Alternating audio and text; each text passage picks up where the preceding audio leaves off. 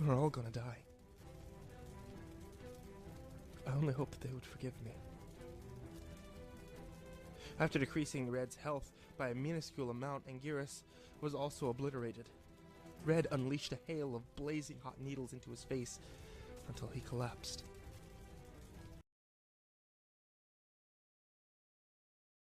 All right. Hello once again, folks. Ozcopter here, back with more Skyrim modding for the Tomb of Hircine. And we're continuing with our cluttering today. And this is listed on my page on Twitch in the title. And also I posted it on Twitter.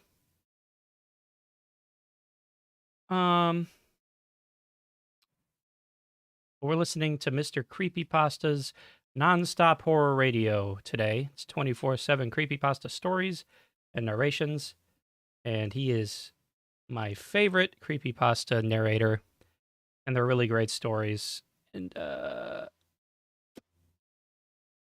yeah.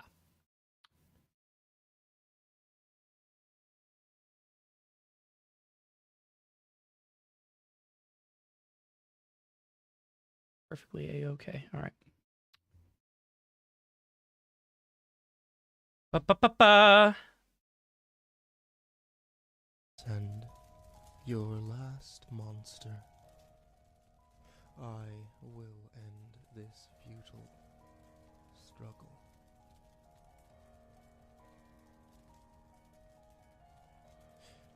I was taken aback by the board to send Godzilla to his final stand. Barely anything was left of the board. Just Godzilla and Red's icon and the fifth monster. In the midst of everything that was happening, I had completely forgotten about it. I tried yet again to select it. I cursed, I begged, I screamed at it to do anything to help me. To no avail.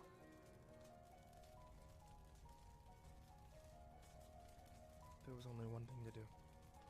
No, that's not it. That's it.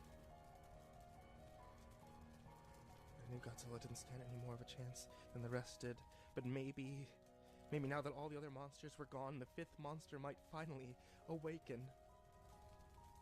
I managed to get the creature's icon selected, and I pressed the A button as fast as I could. The icon started to shake, as if it were trying desperately to move. It was then that Red decided that he was done playing fair, and before I could activate the monster, he went for the killing blow. Cool. All right. Paralyzing my heart. So it's muted right now, but I just wanted to say I put up this like time bar on the left side of my webcam right there. It's basically specifically for listening to Mr. Creepypasta's nonstop horror radio. So it shows the title of the creepypasta, who is the author of the creepypasta, and so I'll show you. Well, view products doesn't help. Basically, NES Godzilla is the title. Cosby DAF is the author, and this is obviously how long the story's been going on. You can kind of see this circle at the bottom.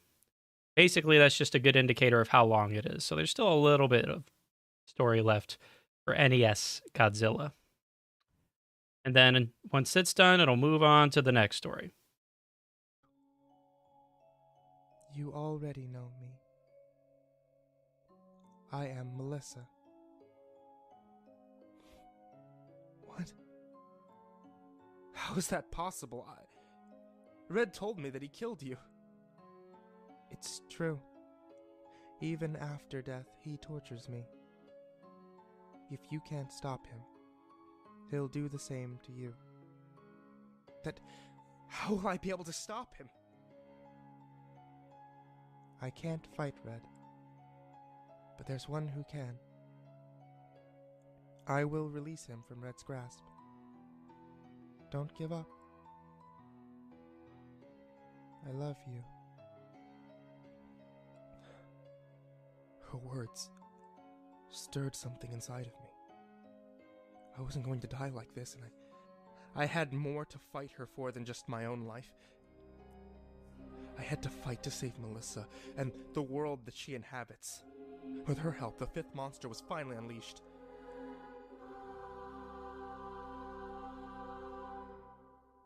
It was time to end this.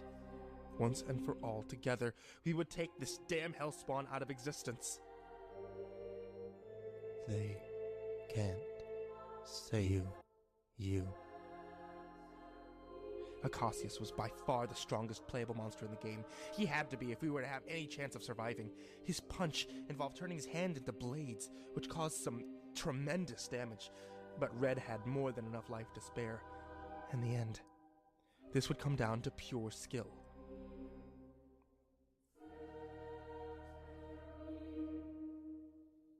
Okay.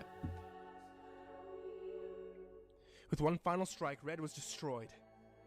His body disintegrated and sank below, accompanied by a soar of triumphant music. Slowly, the paralysis wore off,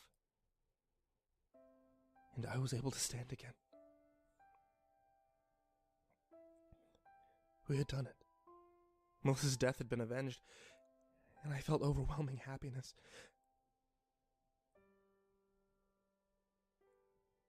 Until I remembered all the death and pain that led up to this point. All the other monsters who had fought and died. I was about to mourn them, but the game had yet to conclude.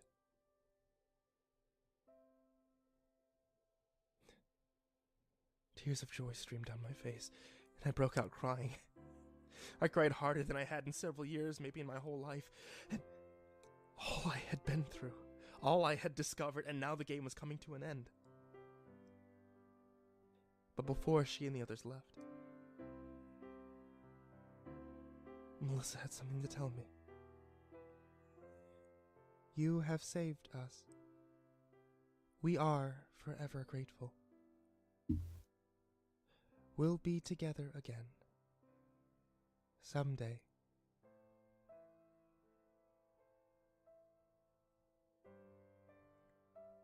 Someday. Someday.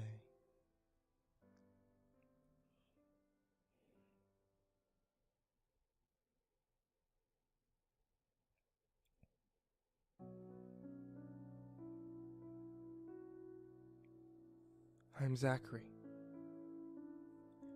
And at the time I write this, it has been 3 weeks since the fateful night when I played the NES Godzilla game. Going back to that night to immediately after I turned off the NES. Once I was able to start walking around again. The first thing I did was unplug the NES, take out the cartridge, and put them in separate sock drawers. I looked over at the computer. All the screenshots that you've seen in the story were saved.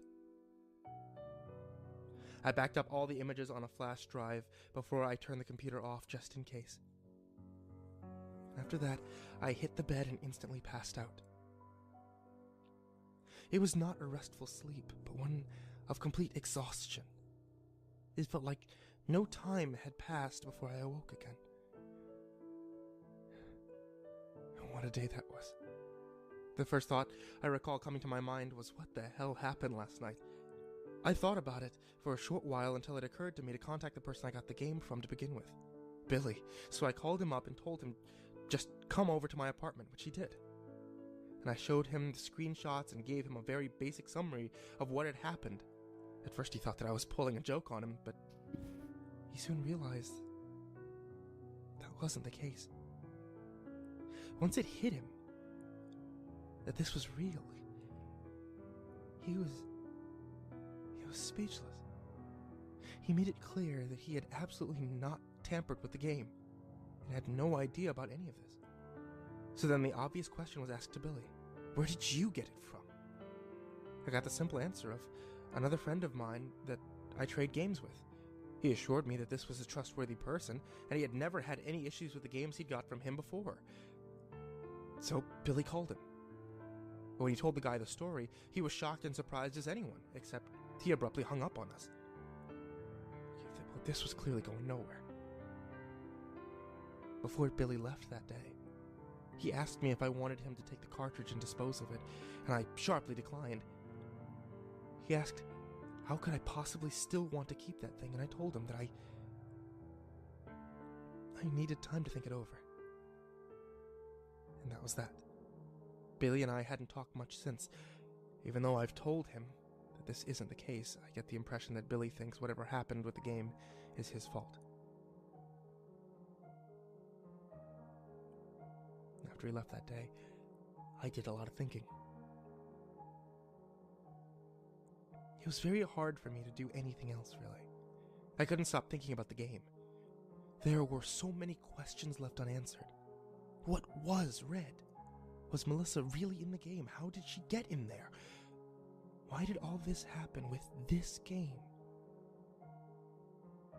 But the one question that kept me for so many nights was, Red said that he had known me for a long time.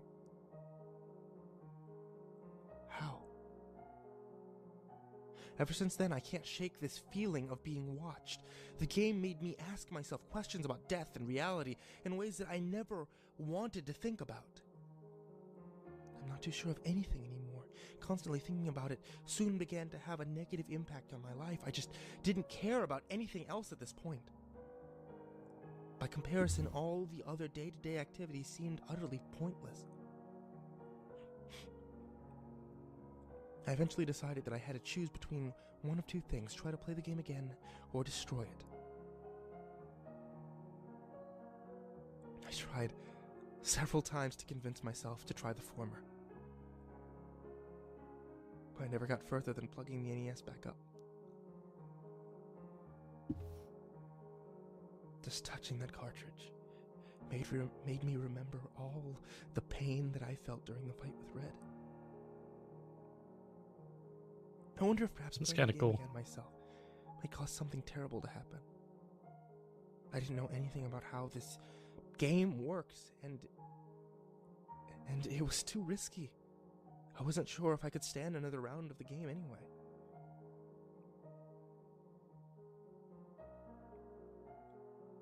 So then it was time for the other option.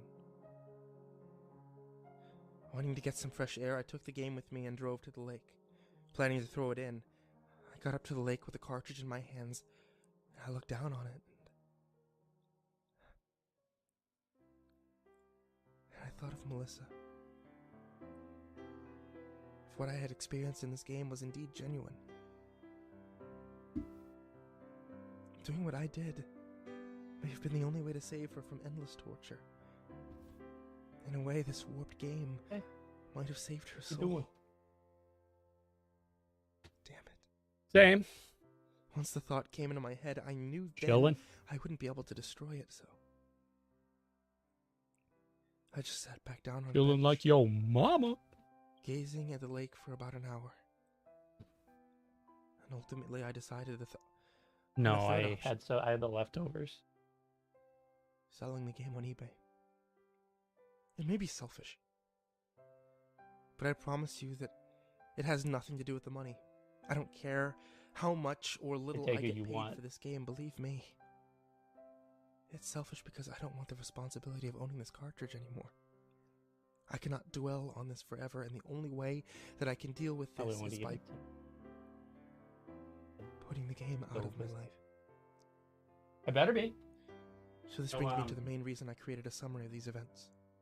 First is to record the details while I can remember them. And second After I do is that more of whoever this, bids on this game knows what they're getting into.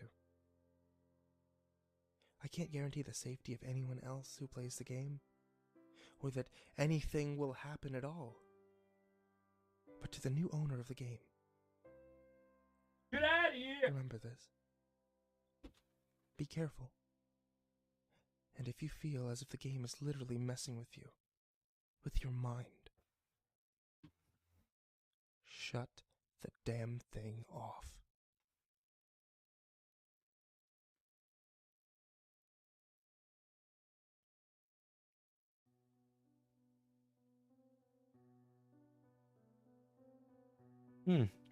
Mirrors. That sounds familiar. I feel like I've I'm heard that recording one this before. Because if I don't, I may go insane. You may think me insane after hearing my story. I really wish that I was. Yeah, it's my car. My name is Jared Baldwin. I'm 22 years old. I recently moved Oh, to a brand new no. apartment in rural Maine. Everything was going great the first 2 weeks. I was having no problems unpacking my boxes, and everything seemed to fit nicely. It looked as if everything that I had brought had been bought to furnish this apartment. The power company had forgotten to shut off the electricity cable and Wi-Fi since the last tenant moved out. Or perhaps, now that I think about it, they had left it so fast that the company never knew that they even moved out. I can't blame them. The first night sleeping in the apartment, once I had completely furnished it and gotten everything set up the way that I wanted, was fantastic. I had no problems adjusting to the new environment whatsoever. I fell asleep within 5 minutes of getting into bed. It was strange, especially for me, since I usually have trouble falling asleep anywhere I'm not used to. I had this feeling that I was meant to live in the So I apartment, may put that up though here. it was run down in a completely isolated area. I don't do well with isolation, though. It didn't bother me in the apartment.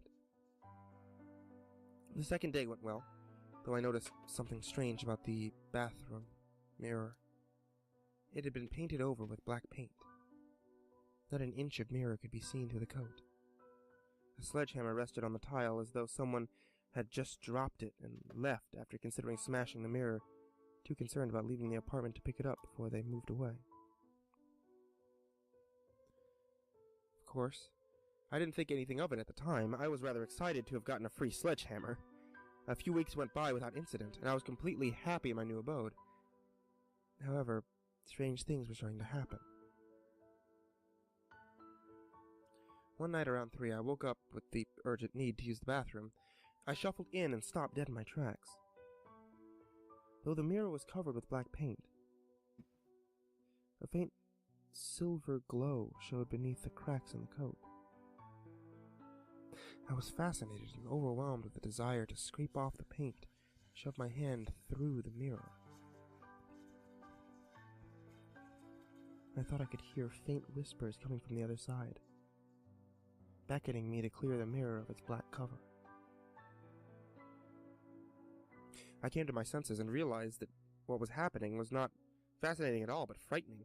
The voices behind the mirror became agitated, and a split second later, both the glow and the voices were gone. I closed my eyes and shook my head. When I opened them again, I couldn't shake the feeling that I'd been dreaming and merely sleepwalked into the bathroom. I used the restroom and returned to my bed without giving the mirror a second thought. The next night, the same thing happened. Though I noticed some of the paint had chipped off the mirror, a small hole in the paint, about 3 inches tall, 2 inches wide, revealed a sliver of mirror, which glowed, pulsated with a sort of silver electricity. The voices, soothing and inviting, called me, begged me to remove the paint from the mirror. I closed my eyes, and when I opened them again, I found myself in bed.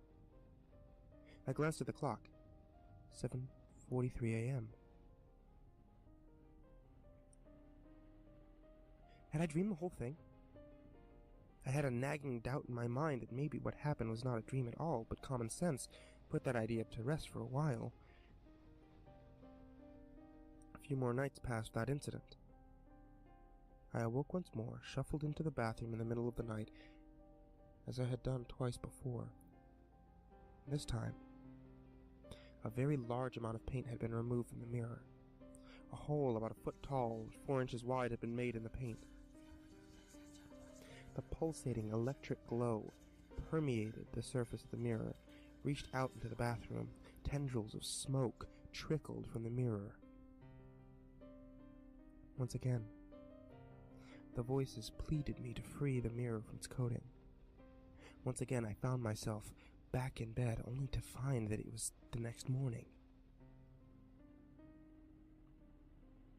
I went to the bathroom, saw that an even bigger hole in the paint had been made overnight.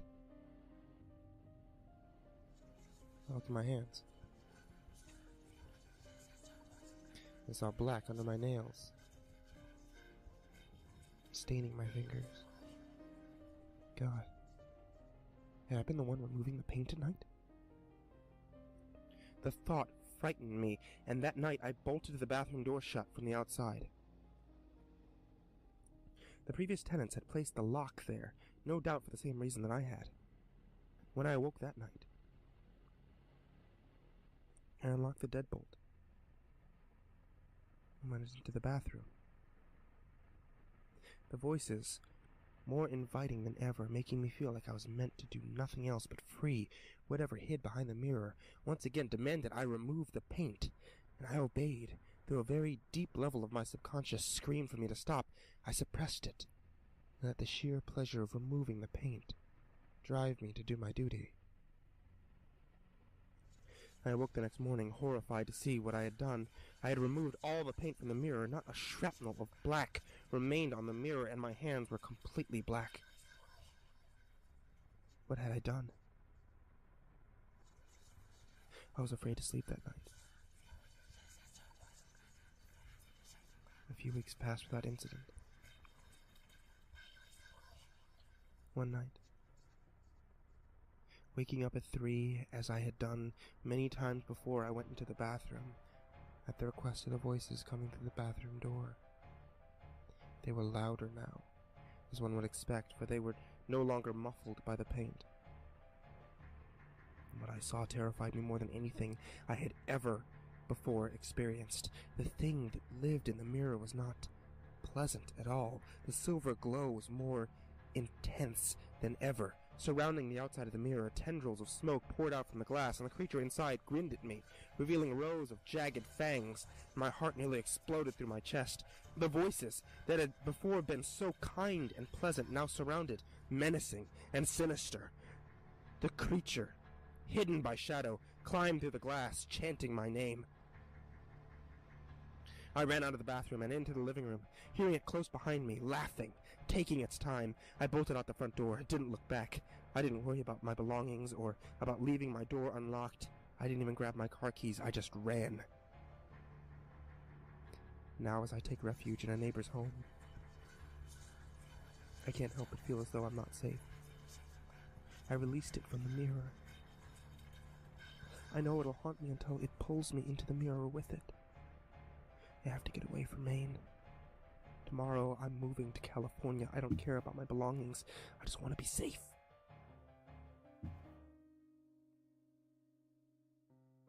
It's been 2 months since I originally recorded this. I'm now living in a very small apartment in Southern California.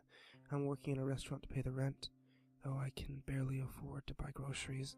I'm happy that I no longer have to worry about the demon in the mirror. Last night, I thought I heard a soft, lovely voice calling to me from the bathroom while I slept. That couldn't have happened, though. I'm probably just nightmares because of what happened in me. It couldn't have followed me here. Right?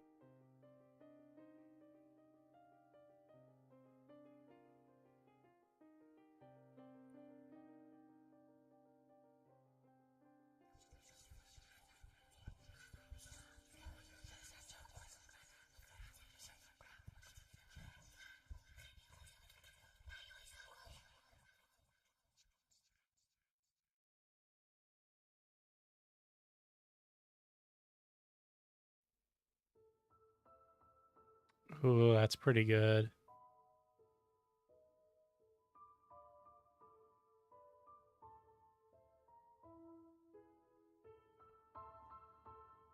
There's something outside of my bedroom door.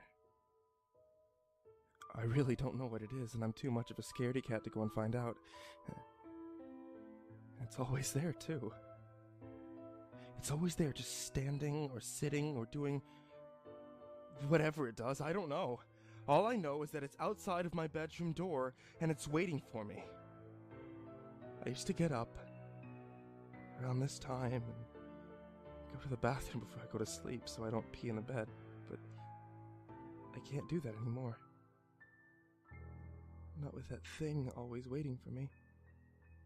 For all I know, that thing could kill me or something. And I'm way too young to die. I'm only 7 years old. I'm supposed to be an astronaut when I grow up. I absolutely cannot die. Oh, but I really do have to pee. And my mom, she said that if I pee in the bed one more time, she won't let me go on that field trip to NASA. The rest of my entire life depends on me going on that field trip, and I'm a big boy. No monster's going to prevent me from becoming an astronaut, and besides, astronauts are brave. If I'm going to the moon one day, I'm going to have to be able to fight all sorts of aliens up there. So the old monster will be nothing compared to aliens on the moon, so I'm gonna do it. I'm gonna get out of bed. I'm gonna march right over to my door. I'm gonna fight that stupid monster because astronauts are brave. And I'm brave. Astronauts are brave. Astronauts are brave. Astronauts are brave.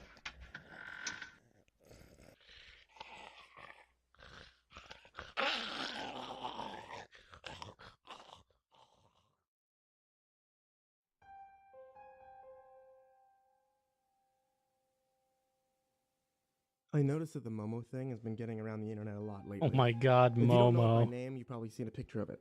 Oh, It's it's a by viral image of a Vincent V. strange-looking woman with Cava. big white eyes. Gotta Bent love smile, Vincent V. stringy black Cava. hair. He's got some good There's something about that stories. image that bothers a lot of people. It crosses that uncanny valley. The girl looks almost human, and I think it's the almost part that unnerves people the most. Over the past few weeks, I've read up on all the urban legends surrounding it. Many of them are conflicting. Some of them are preposterous, but there's a modicum of truth in some of the stories floating around the web. Of course, when anything strange and unexpected pops up on the internet, armchair detectives make it their mission to get to the bottom of it. There are already all kinds of debunk videos up on YouTube and threads on Reddit dedicated to getting to the truth behind the eerie picture. And the prevailing theory is that it's just part of some art project. The photo's been linked back to an Instagram account of some Japanese creature shop that posted a picture of two women working on a sculpture of what looks to be Momo. The image that went viral is a crop photo of that Instagram post, uploaded by a Redditor. Case closed. Right? Wrong. I hope that I'll be able to use this opportunity to clear up a few misconceptions. First and foremost, Momo isn't new on the internet. It's been around for a while. The image of the sculpture is new, but the real Momo picture, which is very similar, has existed for years. I'd also wager a guess that the artist who sculpted the statue that went viral probably has seen the real Momo before, and most likely even interacted with it. It would make sense. Once Momo takes interest in you, you can't seem to shake the thing from your mind. I would know. Momo took interest in me about 1 year ago, which is why I need to tell my story. Before I get into it, I want to make another point in regards to the myth. You absolutely can contact this thing via the WhatsApp. However, I've yet to see the real number connected to the account listed anywhere as of late. The one you've probably seen since that meme went viral are fakes, and maybe that's a good thing. Now, I saw the real Momo picture posted on a thread on 4chan. You should have read the comments. Or maybe not. You probably wouldn't have missed much. There was a stew of usual internet garbage that you'd see whenever something that's supposed to be creepy is posted on a forum. Nightmare fuel. Too spoopy for me. Cursedimage.exe. And of course, sigh, unzip. There's always one, right? I was at my house by myself that night. It wasn't too late. You just just past dinner time. But the sun had already set, and the usual neighborhood buzz of my street had dulled to a silence. My mom was at my older brother's baseball game. My dad? That loser lives in a shitty one-bedroom apartment in Florida. Only drops by once a year. It was snowing. I was bored out of my mind. I feel like I had already browsed the entirety of the internet, but there was something about the Momo thread that kept pulling me back. I'd wandered off for a while, maybe play a game, watch a YouTube video. I think this is the story where Mr. Creepypasta says, for like the whole video, that his brother and his mom are at a baseball game when he should be saying basketball. Come to life. The thread was pretty active. Eventually it turned from a discussion about the bizarre photo to one about a phone number that had been posted by some anon. This is Momo's number, the user had said. You can contact her here. There were lots of comments about that, most of which were people trying to figure out who the number really belonged to. A few people even posted that they had tried calling it, but only received a busy signal. I also remember a couple of anons trying to troll the message board by giving out the contact information of family and friends. No, this is the real number. Call this one. It actually works. The thread went to shit after that. Buried in the comments, I noticed one person claiming they made contact with the first number through WhatsApp. Now, the Momo WhatsApp connection has come to light in the past few weeks, but back then, nobody knew about it. I already had the app on my phone, and since I had nothing better to do, I figured I'd try contacting Momo. I wasn't expecting it to actually work. After all, the number came from a thread on 4chan, a site notorious for shitposts, so imagine my surprise when I looked it up and found that it was connected to a real WhatsApp account. Now imagine the holy shit on my face when I saw the account's profile pic was the same creepy girl from the 4chan thread that I had been lurking. I had connected with Momo. Either this was a fantastic troll, or I had fallen into the Twilight Zone. What the hell, I thought. So I sent a message. Yo, is this Momo? I waited for a reply as I watched little dots wiggling up and down on my screen. Someone was typing back. Sí, esto es Momo.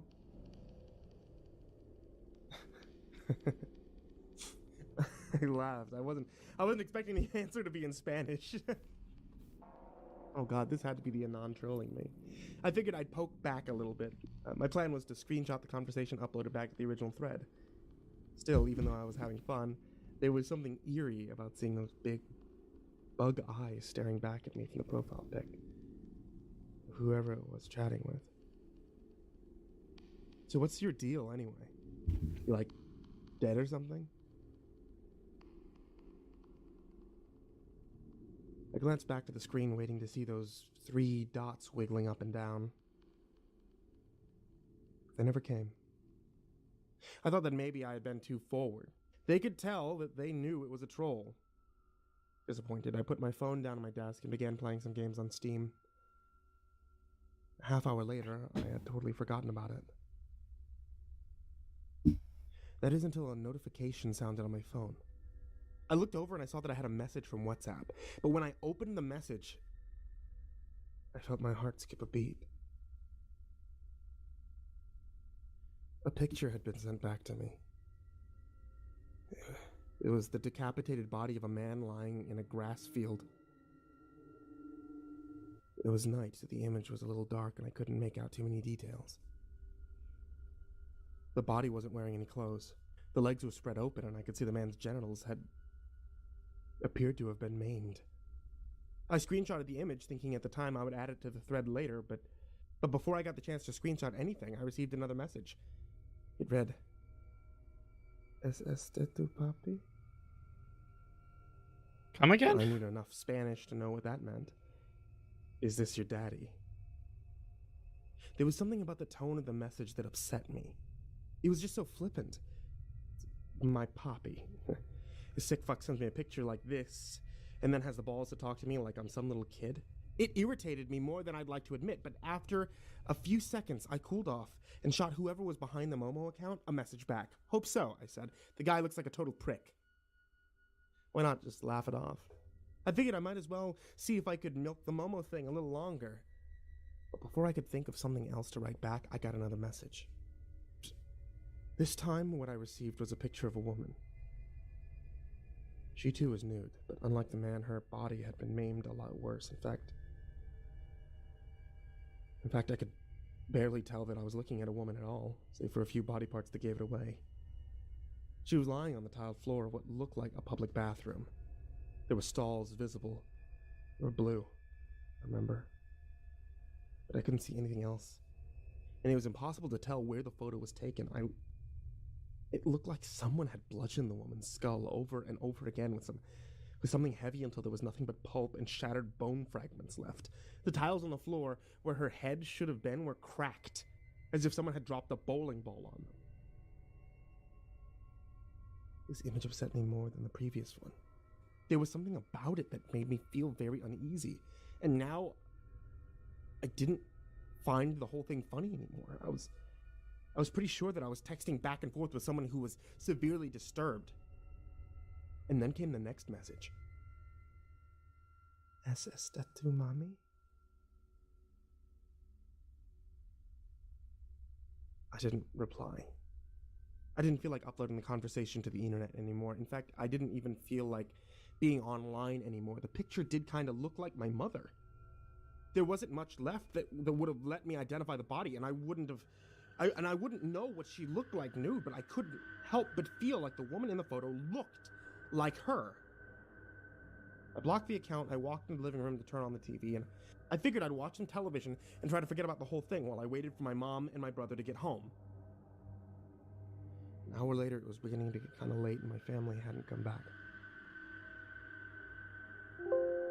I walked back into my room to grab my phone so I could call my mom. When I picked it up, I saw the notification light was blinking. A sick feeling crept into my stomach when I realized the message was from WhatsApp. I don't know how. I blocked the Momo profile, but it messaged me back.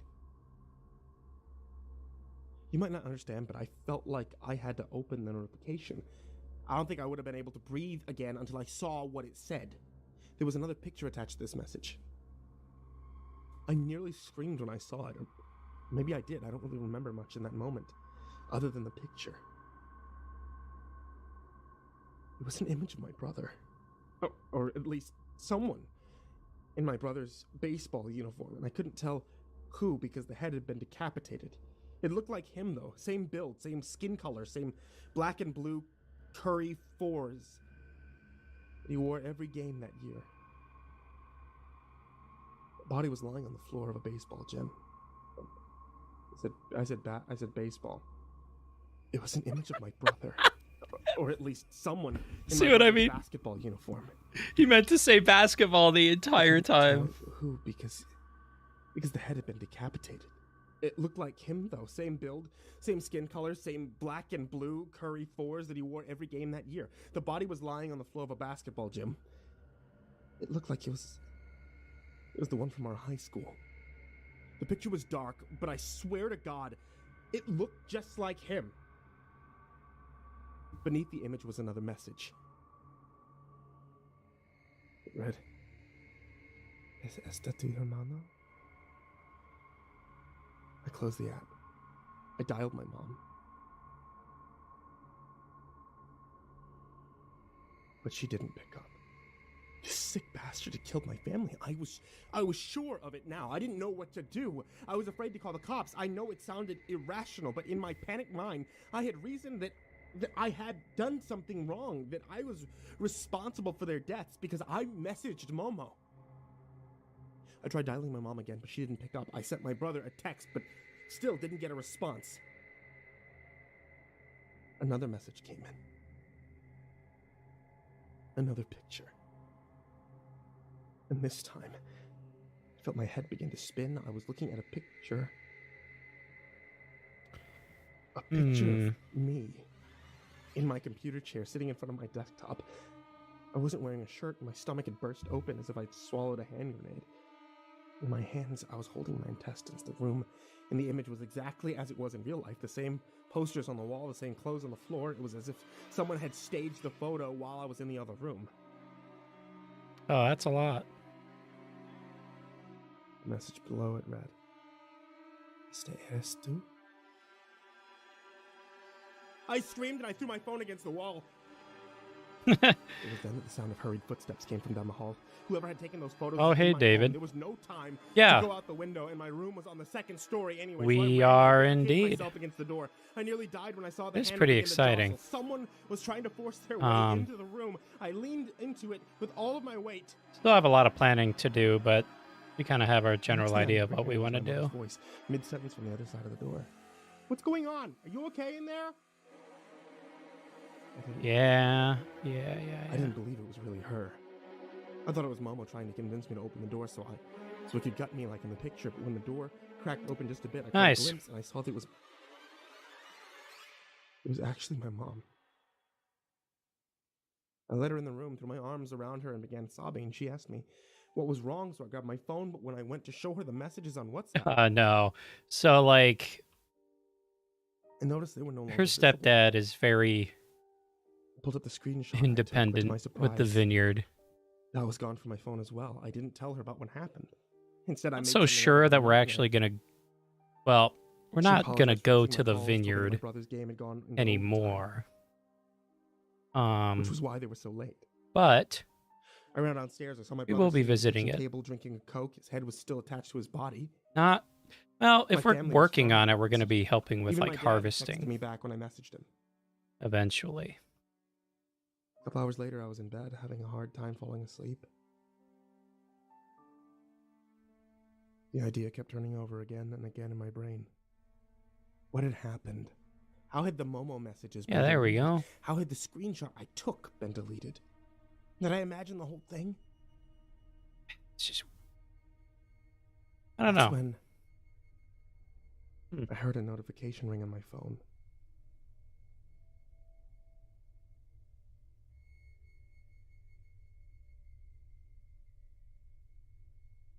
I guess I just needed confirmation that I wasn't crazy.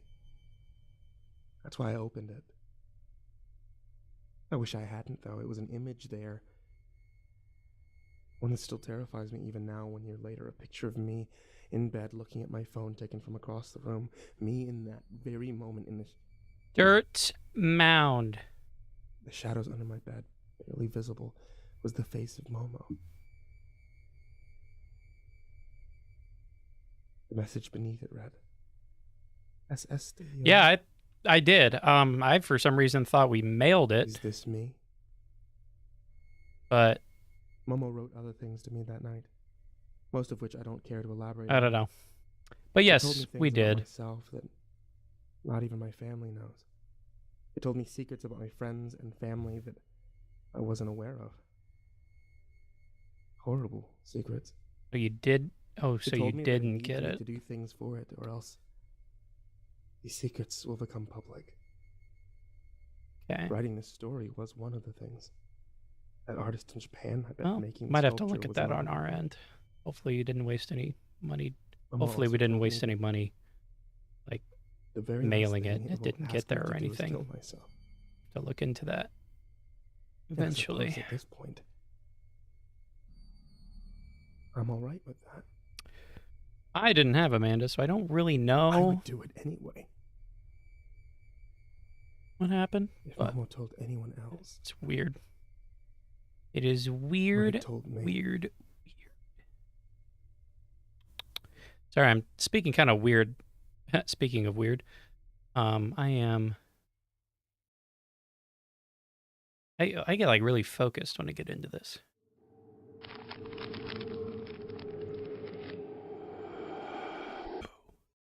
Story is it now? Oh, return to No End House.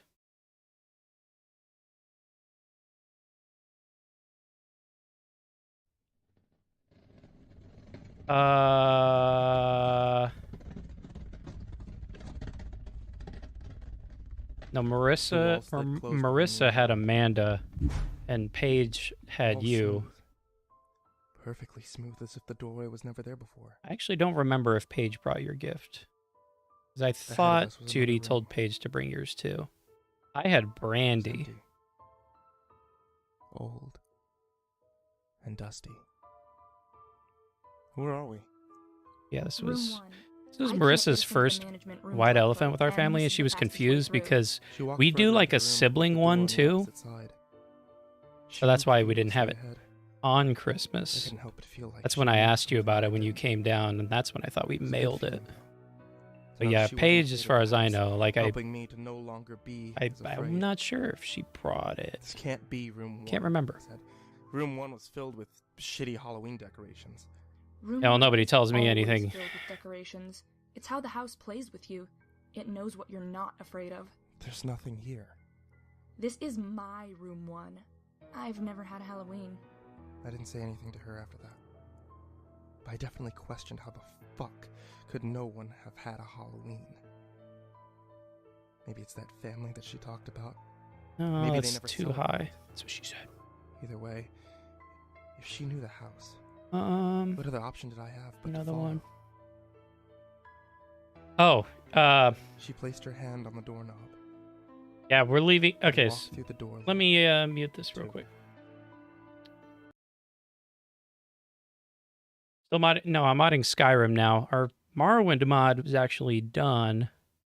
We released that a month or two back.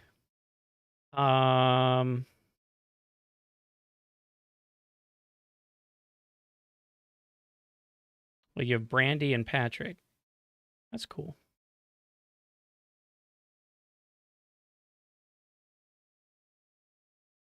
Can't remember who I have. I think Marissa's got Brett. Let's see. Leaving May. So we're gonna be moving at the end of June because we also coincidentally had a trip to Paris already planned and booked out. It's going to be quite an interesting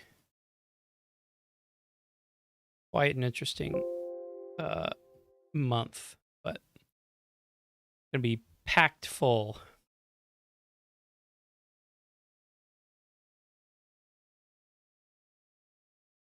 Yeah, it'll be great. I'm really excited.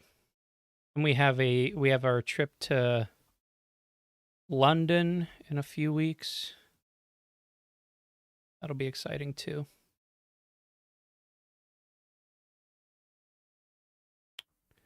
Oh yeah, let's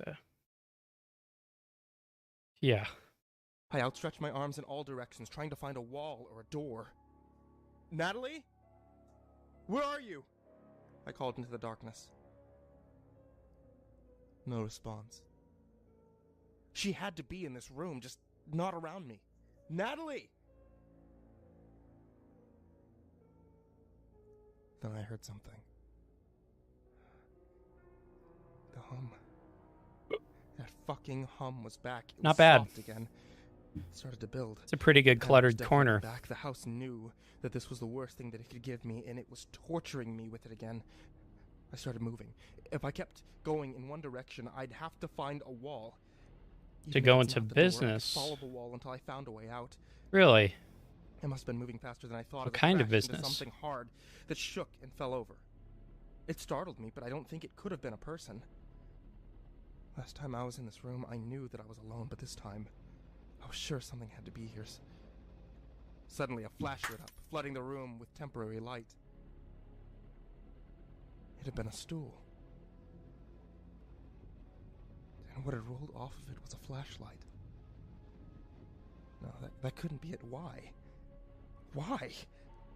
Before I had a chance to look for the exit, the lights went out again, and then I was thrust back into blackness. I dropped to my hands and knees, searching where the after image Okay, of the flashlight there it is. still was. I grasped it, and prayed that the light hadn't broken when it fell. The beam nearly illuminated the whole room with light. Okay. Thank God it still worked. Yeah, don't you have like a website? It was a handwritten 4 in black Sharpie on a glass door. Thanks to the light, I noticed a tag on the flashlight.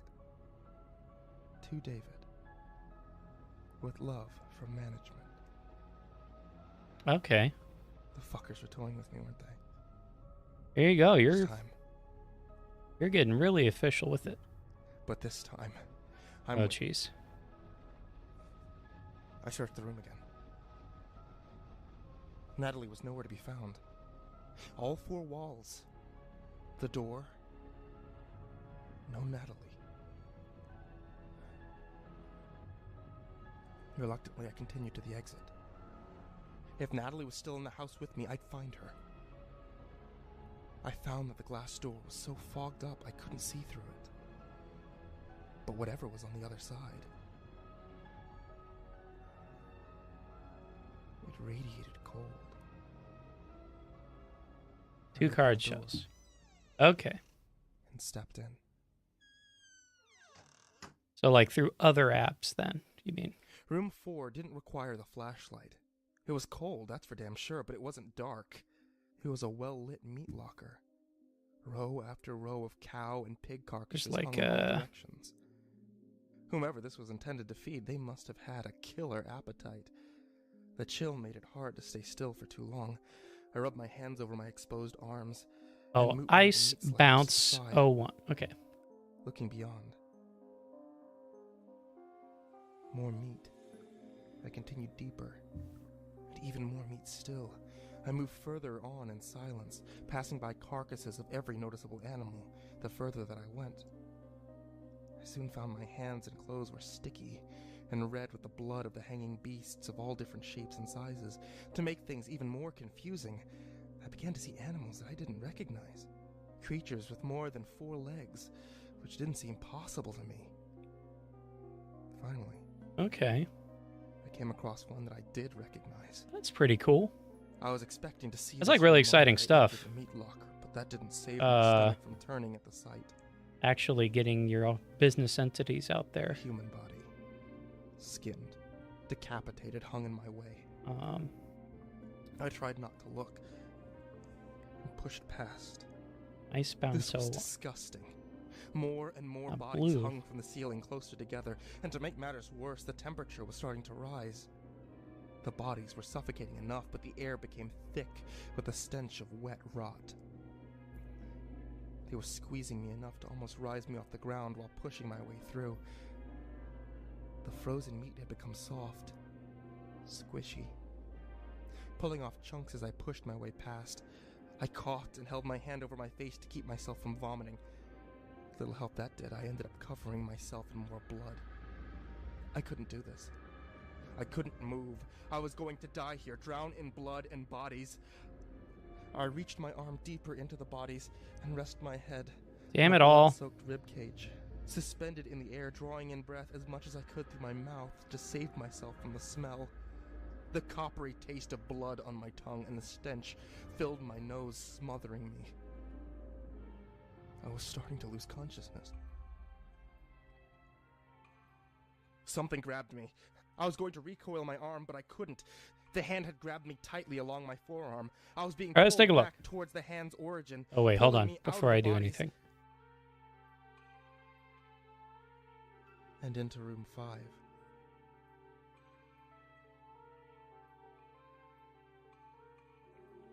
I found Natalie looking down at me. I was sitting at the base of the door as a blue light illuminated Natalie's look of anger. I could breathe again. Natalie was back. Finally, my panic began to subside. Don't you ever touch a door without me. You could have said something beforehand. This isn't my house. I don't know what I'm doing.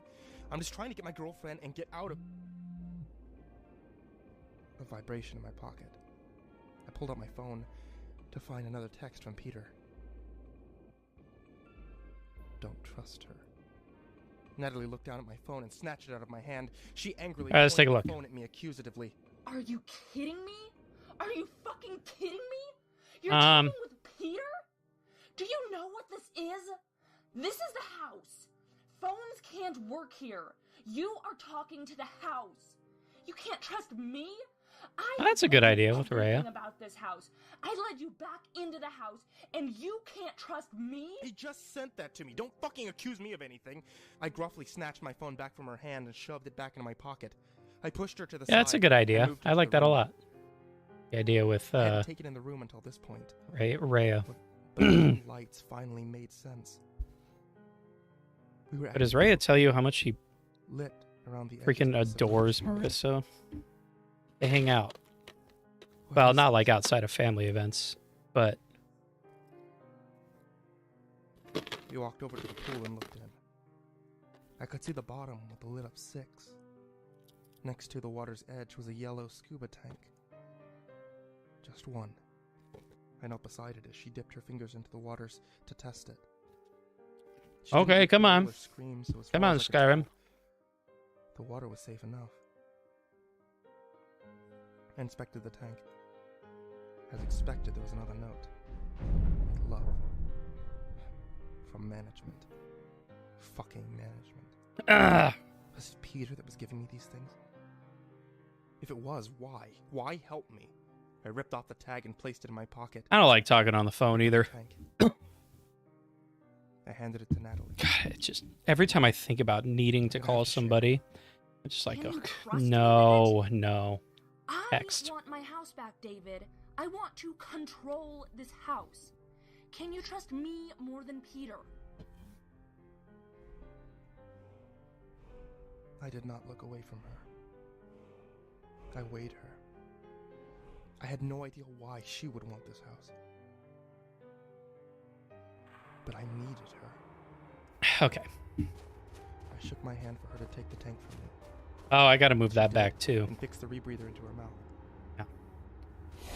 Um, I needed her. why does that do that? I didn't trust her. Two things became apparent when entering the water. The lights on the six at the bottom of the pool were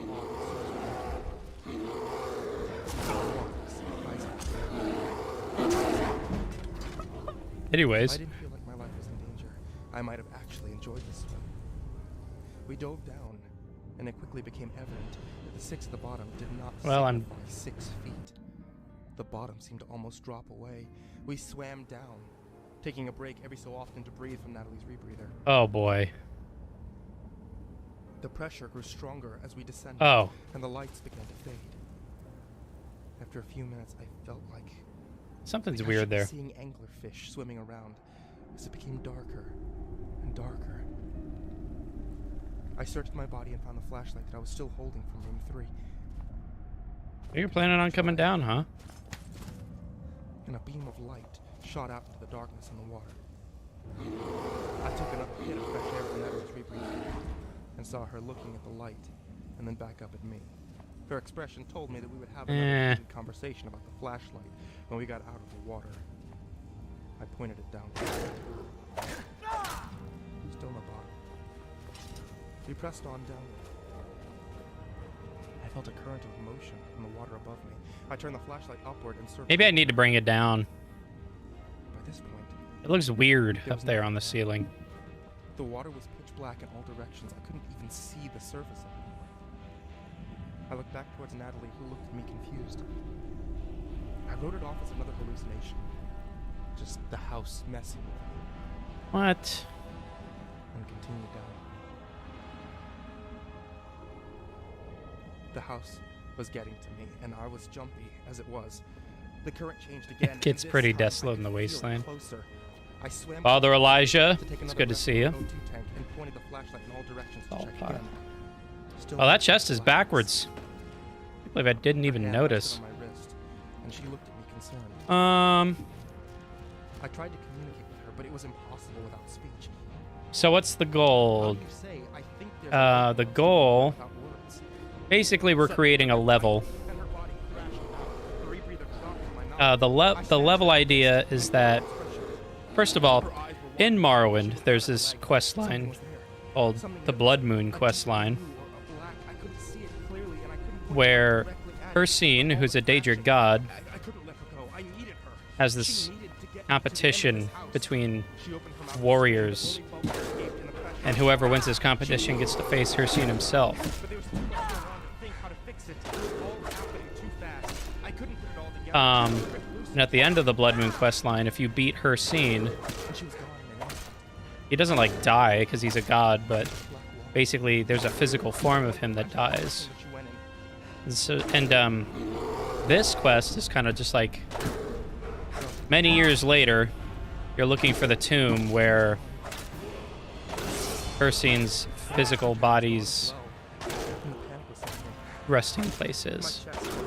But it's guarded by forces of nature, like a bear in this case. And there's going to be a very large bear It was right in the other room. The idea of this very large bear is that he has been endowed or imbued with Hircine's magic. I looked upwards again, trying to find Natalie. I couldn't Uh, continue without her. With Hircine's But my blood was magic, running out. The pressure at this depth was pushing precious oxygen out of my lungs. so that he's I looked back at the glass and like bashed it with a become much bigger. flashlight. Nothing. Shit. I have to get through this. Yeah, I mean, Hircine How was does. I supposed So like to? I was Hircine underwater. I uses bashed it like again as hard as I could, animals. with the water resistance holding me back. Like he uses werewolves a lot, regular wolves God, a and fucking bears. crack. I willed back But I figured the into my werewolves body. have been kind of like overdone. I took in a short So I'm inhale like, of let's water. put some bears in I there. choked and held a But hand it's over not my really mouth. much of a This spider can't be user, happening. There was nowhere else to go. I couldn't go as back far as in. I know. The crack grew, Yeah, that needs although to be moved down. There's I a few kicked at it things. as hard as I could.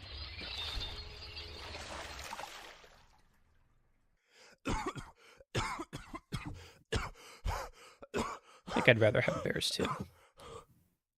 Alright. Flooded into room 6. Completely dry, but coughing water out of my lungs and gasping for precious air. On my hands and knees, crying, coughing, I fell to my side. I didn't want to continue. I'd already gone through this hell once. What the hell was I doing here again? What could be worse, this fucking torture? You've been cheating. The first time I heard that voice, I nearly jumped out of my skin, but this time I remembered her. And just like last time, she wasn't going to let me pass out. I wonder why I moved up. I caught my breath. I stood up to face her. Just like before, the girl and the beast consumed the same space. I couldn't keep looking at her for long, but I did what I could to not show how much my head throbbed from looking Alright, at them. let's go back here for a sec. You can't have a partner. That's cheating, you know.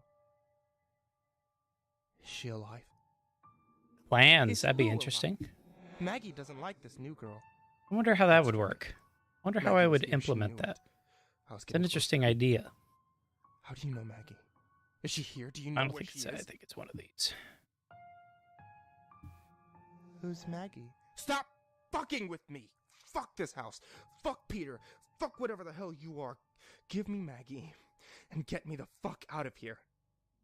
So there's just. Fine. Wait, so there's just 3 of them. This time she didn't sound like the little girl. FX region sunlight. This time she sounded like Maggie. FX light That region was the last sunlight. straw. Oh, fuck you. I turned my back to the thing. I was going to move on. I ran my hands over the wall, looking for the door. What did I have to do this time? I slammed my fist against the wall, searching for the hollow point with no result. It was solid.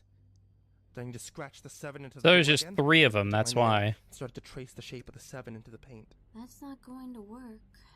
I spun around to look the little girl in the face and tell her to shut her goddamn mouth.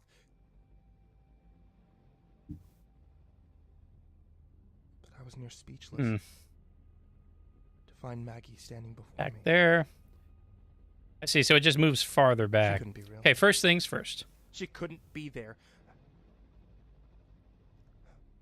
Nonetheless, I was fighting back happy tears and the urge to run to her and hold her in my arms again. Maggie?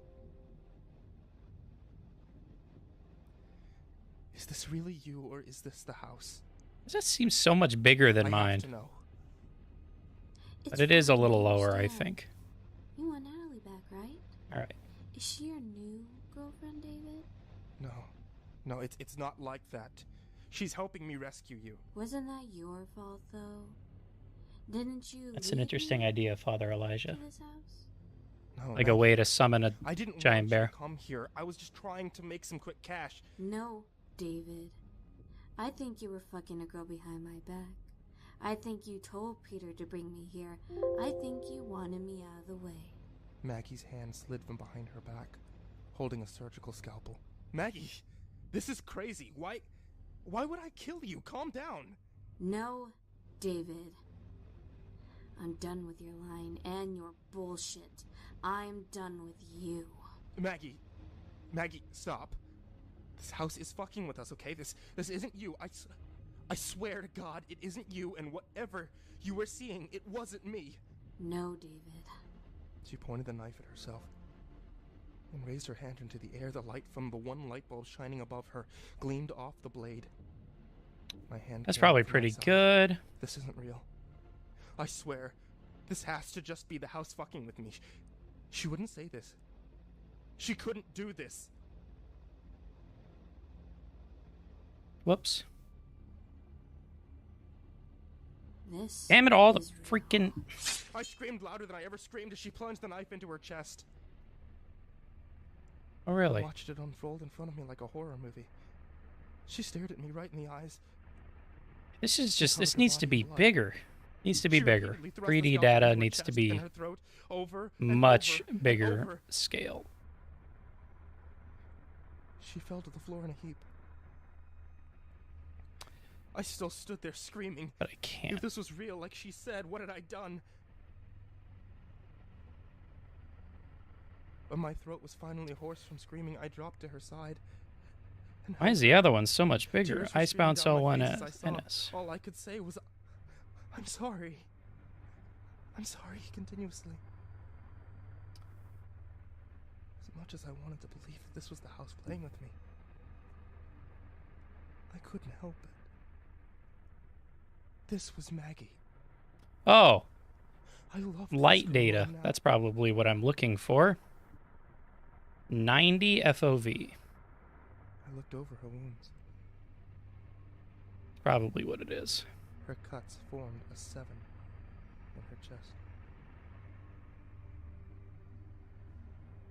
If the house could laugh at me, I'm sure it would have. That's a 90 The tears FOV. stopped. Okay, wait a minute. My body shook. I wanted to scream and cry and burn this goddamn house to the ground.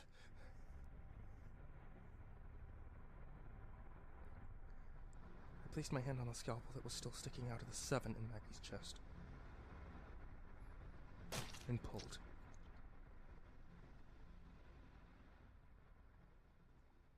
I was outside. Room 8 Okay. is always outside.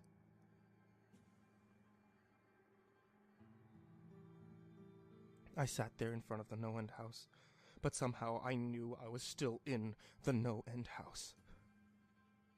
I looked around me as though I was the living dead. Maybe it's supposed to be higher then. My dead girlfriend. I was just there. Give me one watching moment, by her the yell way. at me, watching her break and watching her commit suicide.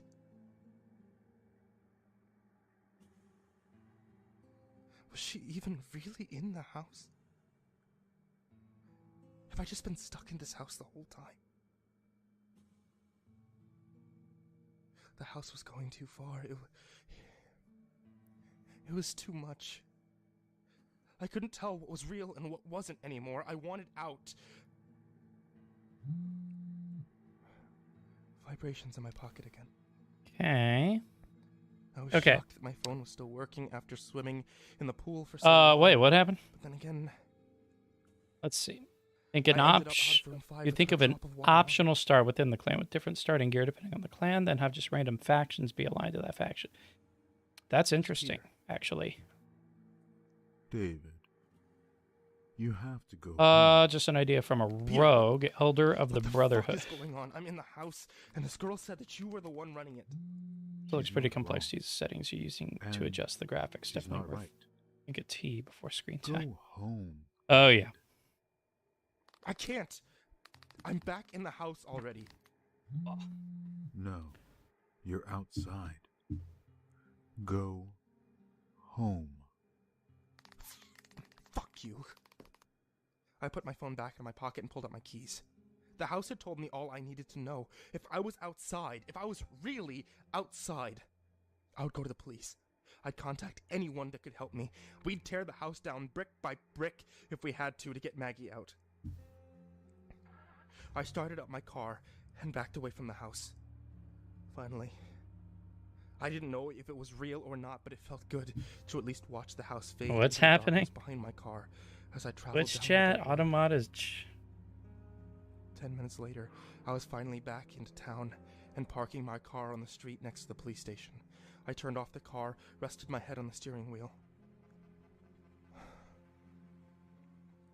A sigh escaped my lips. How so? Please. Please be real. I whispered to myself. And if it is, it's felt like years since I spoke to another human being who wasn't involved with this house. I prepped myself as much as I could and got out of the car. Now I'm gonna A small test. stoop sat I'm gonna before the police test station, this out. and I hopped up the steps quickly.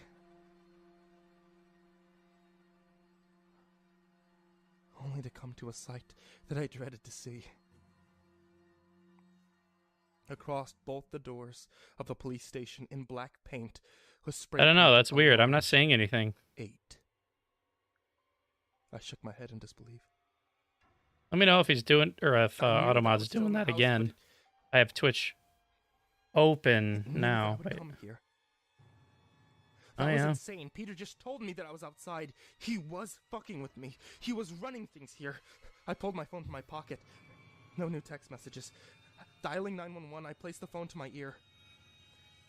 If I couldn't get in, maybe I could call someone to come out. David, go home and forget about the house. I dropped my phone. That was Peter's voice. This was the house. This was the fucking house again. I ran back downstairs and got into my car. I started it up. I had no idea where I was going or where I could go to. I just drove. Every store, every house, every fucking mailbox I passed. 8. 8s were on everything, on every street. No matter where I turned, there was the door to the next room. I couldn't enjoy being out of the house. I couldn't get help. I was helplessly trapped in the no-end house. I made it home. I don't know how or why I drove home. I didn't think I was driving home, but here, That's better. I was parked in my driveway again. The door of my car creaked open. Maybe I could move that back a little bit, but not bad. I like that. There was no 8. Closer and closer I came to it, but not 1 8 this time.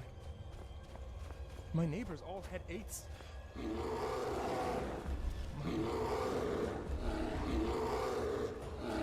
door had a glowing green exit above it, like you would see in the street. What the hell? Sounded behind me. Oh. This couldn't be the exit. But if Peter was the manager, maybe he really wanted me out of the house. Maybe I was too close, and he knew that I was.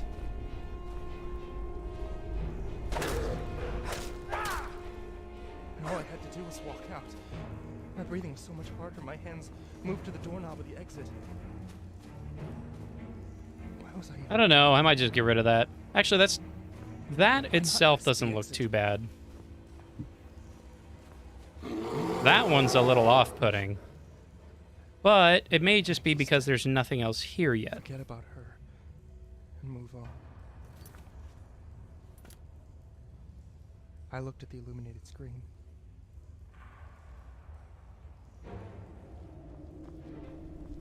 Maggie. Didn't I drop my phone at the gas station? I took my hand away from the doorknob. The humming.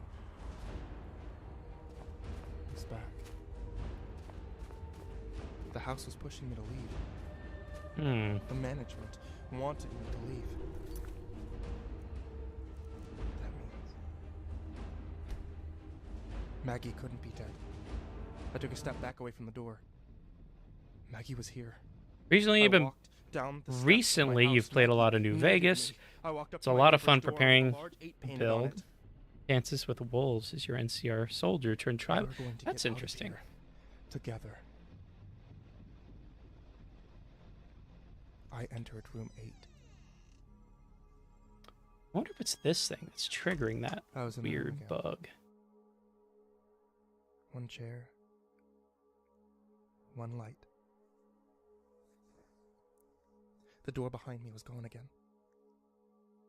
I didn't have to turn to know that, but my eyes didn't leave what was in front of me. Peter sat in the chair before me.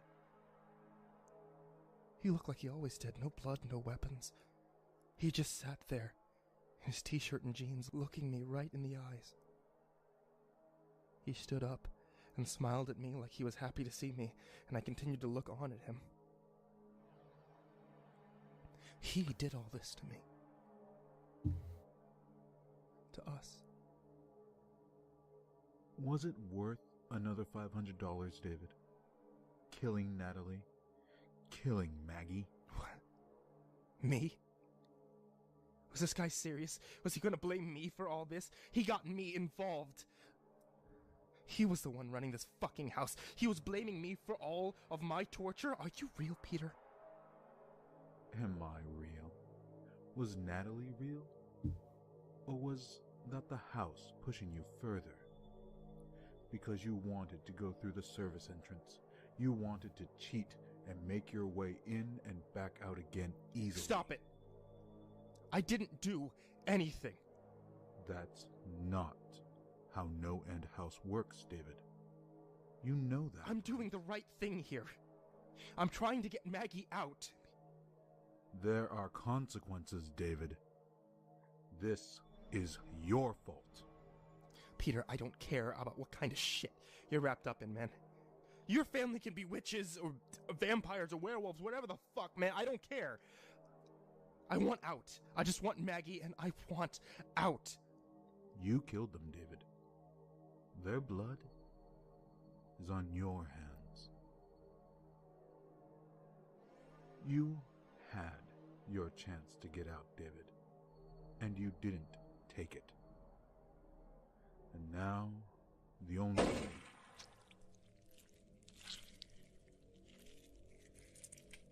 Peter's brain was in chunks all over the floor.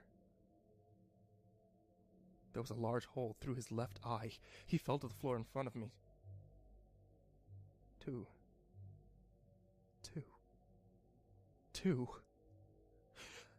I watched 2 of the closest Dungeon people Ice to me die and today. Dungeon Cave Ice.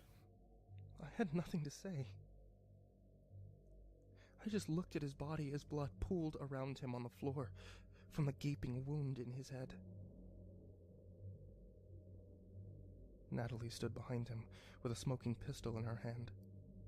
She was soaking wet and limped towards me. She was furious and exhausted.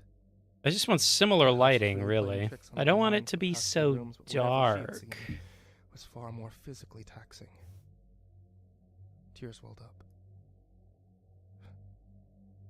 Why couldn't we have let him live? I wanted to say. I opened my mouth, but nothing came out. He was the door.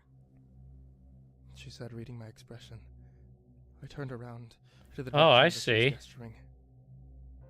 And there was the large golden 9 screwed to an oak door. He's not the real Peter. The real Peter is the management. He was probably going to talk you into killing yourself with this. She tossed the pistol towards me and I caught it. The barrel was still warm from the bullet that she put through Peter. That Peter had disappeared. The blood and the brains as well. I looked over to the gun to find another note. Don't be afraid. With love. Management. With love? Want to explain something to me about your relationship with Peter? I swallowed hard. This wasn't like last time. Hmm. Management was helping me. Management wanted me to leave. Something changed. No, I wouldn't. You want to explain where you went to? You mean after you abandoned me? Look, I just want Maggie, and I want to get out of the house. Whatever happened to you, I thought you were dead. She stared at me. Anger in her eyes, and I stared right back, unblinking. I didn't give a shit where she'd been. I was at room 9. And she had done what she needed to. Just get me my fucking house back and get out. We walked into the lobby. On the table again was a letter that read congratulations. But we didn't take the exit. We walked right past the front desk to the door to room 1, which now had a metal plaque that read, Management. The door opened with a click, and we stepped into the room. In the center of the room was a desk. All walls surrounding it. All right, we large changed a windows few showing the things. outside Let's of the see if house. that helped. Sitting behind the desk was Maggie. On her chest was pinned, Management. Is that her? So, The real her? Natalie nodded in disbelief. I haven't I ran to Maggie's used side. I grabbed a hold of her shoulders one for and New turned her towards Vegas. me. She was in some kind of trance. She just stared straight ahead. I shook her a bit, trying to break her free. One Maggie? sec. Maggie, is that you? Please. Please be okay. I grabbed the hold of that accursed management pin and threw it across the room. I just wanted the house to be as far away from us as it could be. Finally, her eyes focused. Oh, she was coming too. Oh, I that's knelt next to her actually automatically better. and looked into her eyes. I brushed some of her hair out of her face. Oh, there we go. It's not Maggie, as it's okay. dark anymore. I've got you now. We can go home.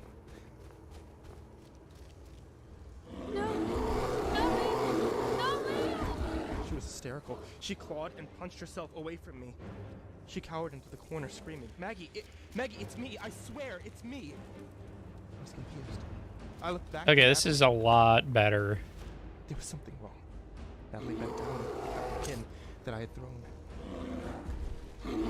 She turned it over in her husband's eye. Solid gold. She slowly placed it onto her shirt.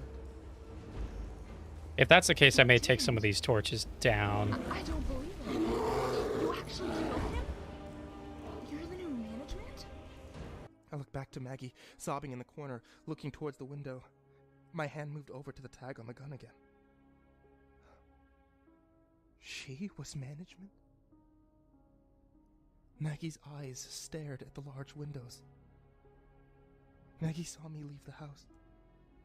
Maggie saw me use the service entrance. Maggie saw me enter the room. She saw me dive into the pool. She saw me drive to my house. She watched me waver and come back for her. She watched the false Peter die. She watched me walk into the management office. She was watching as I looked at the pistol in front of her.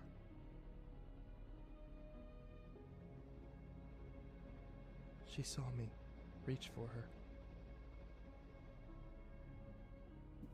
Maggie's eyes ran down her face, then looked back towards me, screaming and scratching at my arm. No, not real, not real. I pulled my arm back before she could mess me up further. What's wrong with her? She broke. The house wins. That's what always happens. The house wins. She was never ready to power the house. Peter couldn't either. Not like I could. Peter was right. He was right all this time. The power in this house, it's intoxicating. This is my house. You have your house back. You can fix her. You have what you want. Now give me what I want. Let me and Maggie escape. I helped you. Help me. You want to get out with Maggie? Okay. Natalie raised her hand, pointing in Maggie's direction again. Maggie screamed and grasped at her head. She looked back up at the two standing in the office. And I was horrified to see the word exit scratched into the skin of her forehead. No. The cave cracks? No, you can't do that! If you want out of the house, this is the only way. You know the rules. Oh, yeah. You I forgot. face a trial to go through the door. So, there is a program that's like exactly like this for Fallout. I haven't used one for New Vegas, but I actually think it's like I think it's the same one that Fallout 3 uses, because basically Bethesda Game Studios took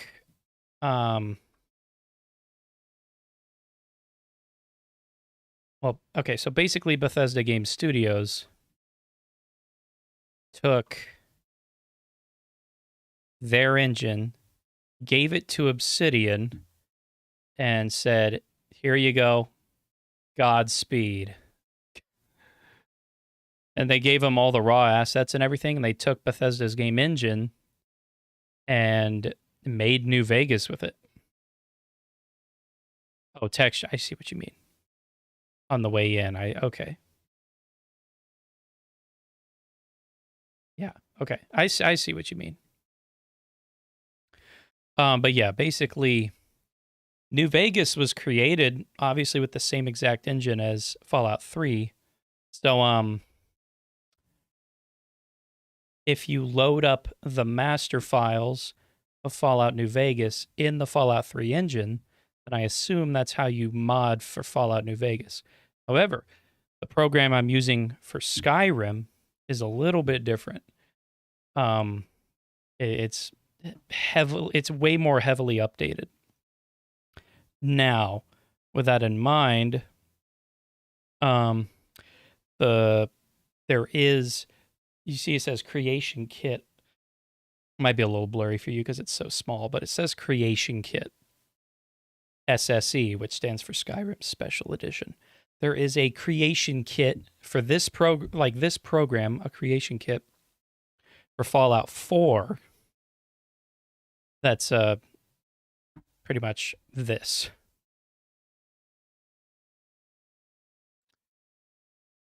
It gets the same engine and everything, so.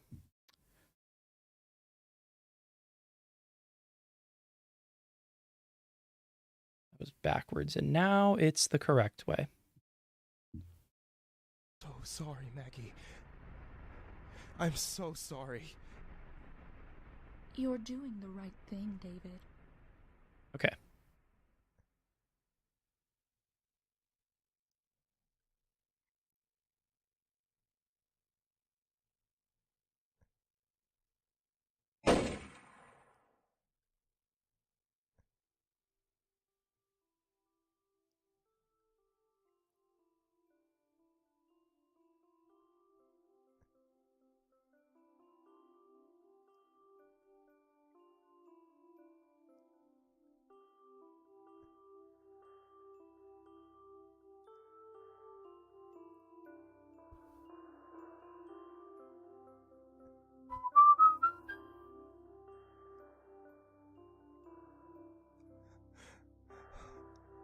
I'm sorry, Maggie. I'm so sorry, Maggie. Maggie, I'm so sorry. I'm so sorry. But now that I'm management, Oh, we don't have to be apart anymore. what a twist. I love No End House. We can be together By the way, if you don't know, I put this in the description, forever. or not the description of YouTube, but I also put this on Twitter. We're listening to Mr. Creepypasta on YouTube, his nonstop horror radio, which is a 24/7 collection of creepypastas stories and narrations that Mr. Creepypasta does. And he's my favorite narrator, and I love the stories. So I'm just like, let's listen to some of that while we mod today. It's just kind of the mood I'm in. I also write creepypastas sometimes. I gotta pee real quick. I'll be right back. Without the mask. Well, Here you go. To everyone who's been here since the beginning, and everybody who's stuck around, or everybody who's even new who showed, thanks for being here. And I think I speak for me and the blue guy over there when I say, it would literally be nothing without you.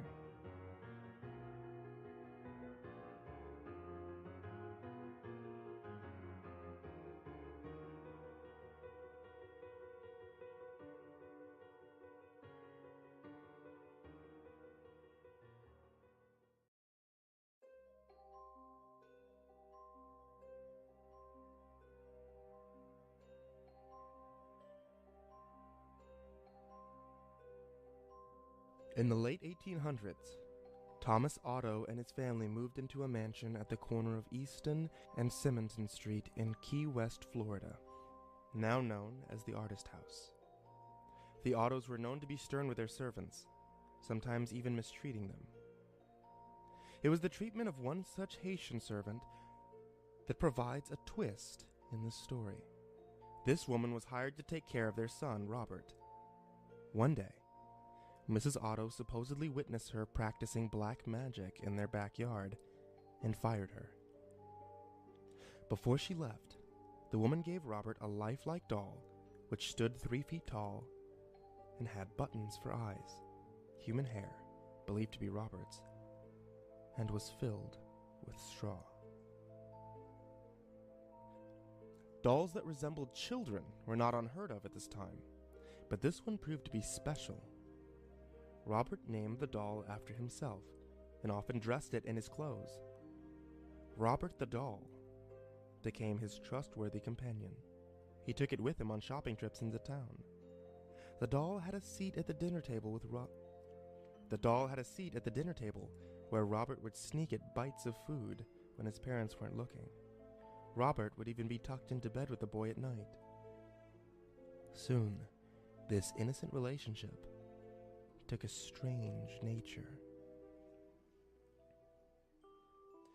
Soon after, Robert chose to be referred to by his middle name, Jean, after being scolded by his mother. He told her that Robert was the doll's name, not his. Jean was often heard in his toy room having conversations with Robert. Jean would say something in his childish manner, and responses could be heard in a much lower voice. Sometimes, Jean would become very agitated, worrying the servants and his mother. She would, on occasion, burst in to find her son cowering Robert in a the corner, doll. while Robert sat perched in a chair. I actually have heard of this story before. This was only the beginning. Tales of the Crypt. I Household love Tales from the objects could be Crypt. found thrown across the room. Jean's toys turned up mutilated, and giggling could be heard. I've read about this story before, Robert the doll. Jean always said, I don't remember though. Where did I read about him? The boy took the punishment, but always insisted. Like that it's the like blame was it's like Robert's. true As stories. the mischief grew more and more, It's like inspired servants took by their leave as real new life ones were events, hired. you know? The Otto's Okay. relatives felt it was time to do something. We need some more With the recommendations of a great aunt, Jean's parents removed Robert from his care more rocks too. and placed him And in we a need to box fix in the attic. ceiling. This is where he resided for many years. After the death of his father, Jean was willed his boyhood home. He decided to live in the Victorian mansion with his new wife. Jean had become an artist and felt the house was spacious and would provide a place for him to paint. He went to the attic and dusted off his childhood toy. He became attached to the doll, despite his wife's displeasure. Gene would take the doll along with him everywhere they went. He even sat in his favorite little chair while Gene and his wife slept nearby. The turret room became Robert's domain after Mrs. Otto moved him back into the attic. Their marriage slowly became sour until Mrs. Otto supposedly went insane and died of unknown reasons. Gene followed soon behind. Robert, supposedly, attacked people, sometimes locking them in the attic. People who passed by claimed to hear an actor evil or laughter coming from the turret room. For some time, Might be an actor, Robert actually. remained in the empty house by himself, until a new family purchased the mansion and restored it. The doll was once again moved to the attic. This pleased it as much as the last time. The doll was often found throughout the house. On one certain night, I don't remember. Robert was found at the foot of Oh, the it is an actor. giggling, with a kitchen knife in hand. This was enough to send them fleeing from the home. Oh, it's this corpse. Robert was later moved to the East Mortello Museum in Key West, where he sits perched in a glass box. Despite his new living quarters, the doll is believed to not have given up his menacing ways. Visitors and employees claim that they've seen the doll move. His smile has been known to turn into a scowl. One employee cleaned Robert, turned off the lights, and left for the night. The next day, he returned to find lights turned on, Robert sitting in a different position than the night before, and a fresh layer of dust on his shoes. Some say he'll even curse you.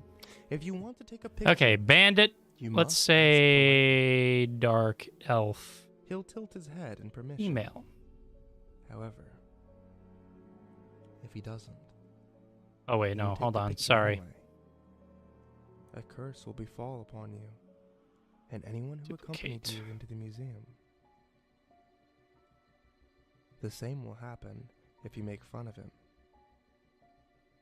To this day, Robert remains at the East Mortello Museum in his sailor suit, clutching his stuffed lion, continuing his menacing ways.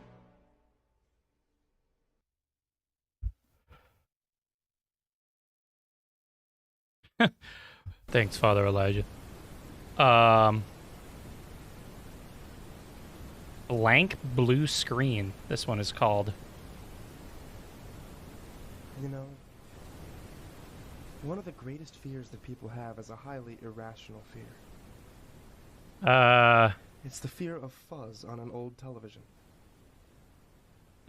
It's irrational not because television's Hey, harmless. I'm just glad That's a somebody total is lie, but with me on this adventure here of more modding because and they whatnot. picked I the think wrong it's, part. I like do. First of all, Old television's fuzz. I love That's streaming. First of all, streaming has always been like a really fun true. hobby But that I've most done newer for ones leave this a long dark blue time. screen. That's one. Two, This is the real it is cause of danger. the dream to be This is a what designer people like should this fear. at Bethesda. And a good way to Fuzz build was up a an old portfolio way is of to not protecting only you make from these monsters. projects, but to show Chipping your away process of protection, making these projects. And all so you have streaming this on YouTube is a good way of doing to that. avoid. And plus, I don't get No, it's bored not really 'cause right I can to listen say to that these all the stories, monsters are I can necessarily talk to bad. people Most of them like just you, want to play with you, have some and fun. people get a good idea They do just want of to play with you. how the process works, and I think that's You really around a cool. little. That's all they know. I think it's very, very Not their cool. fault if you suddenly start dripping with red stuff and become limp. What?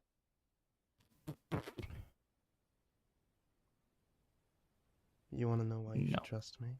Yes. How cute. Starts I'll dead. tell you why.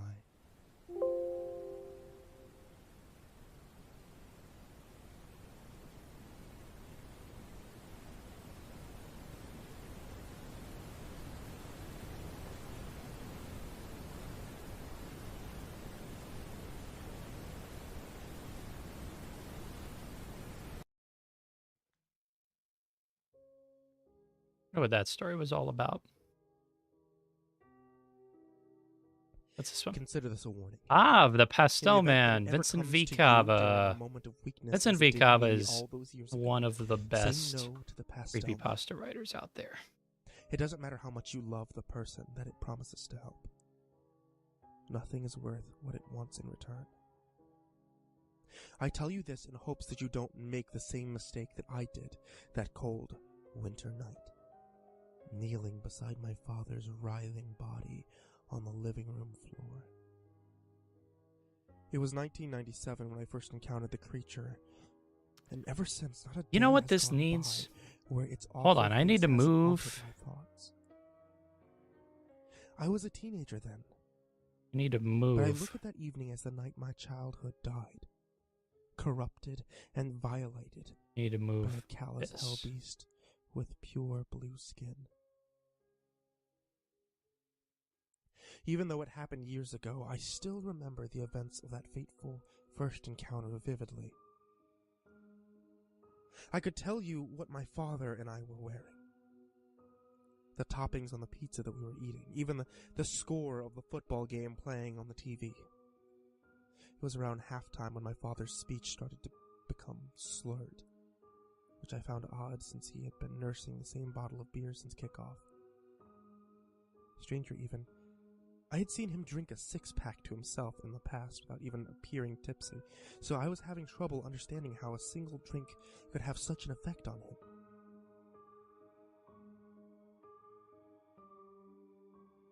I realized it wasn't the alcohol, when half his body went limp and he slid off the couch. I asked him if he was all right, but his words had now become incomprehensible. I grabbed the phone off the coffee table and dialed 911. 911, what's your emergency? I think my dad is having a stroke. The thought had only crossed my mind a second before the operator answered the phone. Okay, we have your address. An ambulance is on its way. It should be there soon. Is he conscious? Yes, he is, but I can't understand him. Nonsensical jumbled sounds were rambling out of my father's mouth. I was afraid. I actually kind of like having They were all those I had. My torches mother there passed for away the when I was door. a baby, so I never got the chance to know her. But my dad was always there for me, doing the job of two parents. If I lost him, then I would be alone. I also want That's normal with stroke. pillar. It's good that he's awake. that actors out of here. And I didn't hear the rest because that's when I dropped the phone. I was having one of those moments where everything faded into the background while my world felt silent. The football game played on the television. The operator giving me instructions over the phone, even the sound of my father's voice as he wailed in agony on the carpet became white noise. Dissolving into the air as I lost all awareness of my surroundings, all of my attention and focus was now on one thing. The horrible abomination that was standing in my kitchen watching my father and I with a twisted smile across its disgusting face, its head narrowly missing, scraping against our kitchen's 9-foot ceiling as it shifted from side to side, fidgeting with anticipation like a giddy child in class on the last day of school, waiting for the final bell to signal summer vacation. The pastel blue skin that covered its entire body, from the creature's head all the way down to its feet, horrible, grimy feet, looked weathered and wrinkled like leather that had been left out in the sun for days. Hanging off its long, lanky frame was a plain brown satchel with black stitching. It lightly caressed the strap of the pouch with a long finger while it looked on with an eager expression on its face. At first, I thought that I had gone mad from the sight of seeing my father have a stroke, but the closer the monstrosity slinked towards us, the more I realized it was no hallucination. It ducked its head under the light fixture in the living room and stepped a spindly leg over the couch. Okay. Though the monstrous freak of nature This is was actually clearly coming bipedal, along it had really moved down nice. to all fours I'm and appeared to be really, stalking us like really some liking wild it. animal hunting its prey. Pillar was the right move. I should For have been sure. terrified. I was like, what am I gonna put over there? Like, I know there's like a tablet that I want over there Anger towards the thing that kind of gives a It was as clue if on it what was to do. taking pleasure in But I'm my like, father's but it's misery. so open. Closer empty. still it crept, and I grabbed my father's hand out of I'm like, desperation in some Pillar. veiled attempt That's to it. protect him. That's what it was. It needed a pillar, and it brings it together. The creature stopped, its face mere inches from mine An before activator is shifting what its we're attention looking back for. to my father. I can save him, if you'd like. Oops. I was taken aback. I'd prepared for the terrible thing to take a chunk of flesh out of my neck with its teeth, or slash me across the face with its black, crusty nails. But speaking to me was the last thing I expected. He is dying, but I can save him, if you like. I sat there, mouth agape, cradling my father's hand in my arm, and staring into the two pink, bulbous eyes that took up more than a third of the foul creature's face. I remember thinking that they reminded me of Easter eggs, a bizarre connection for my mind to make given the situation. It stood back up on 2 feet, and once again I was reminded just how imposing the creature really was. It told me its name, which I dare not repeat, because it also explained that speaking it is the best way to summon the beast. No, that's definitely For the not remainder it. of my story, I will refer to the entity as the Pastel Man.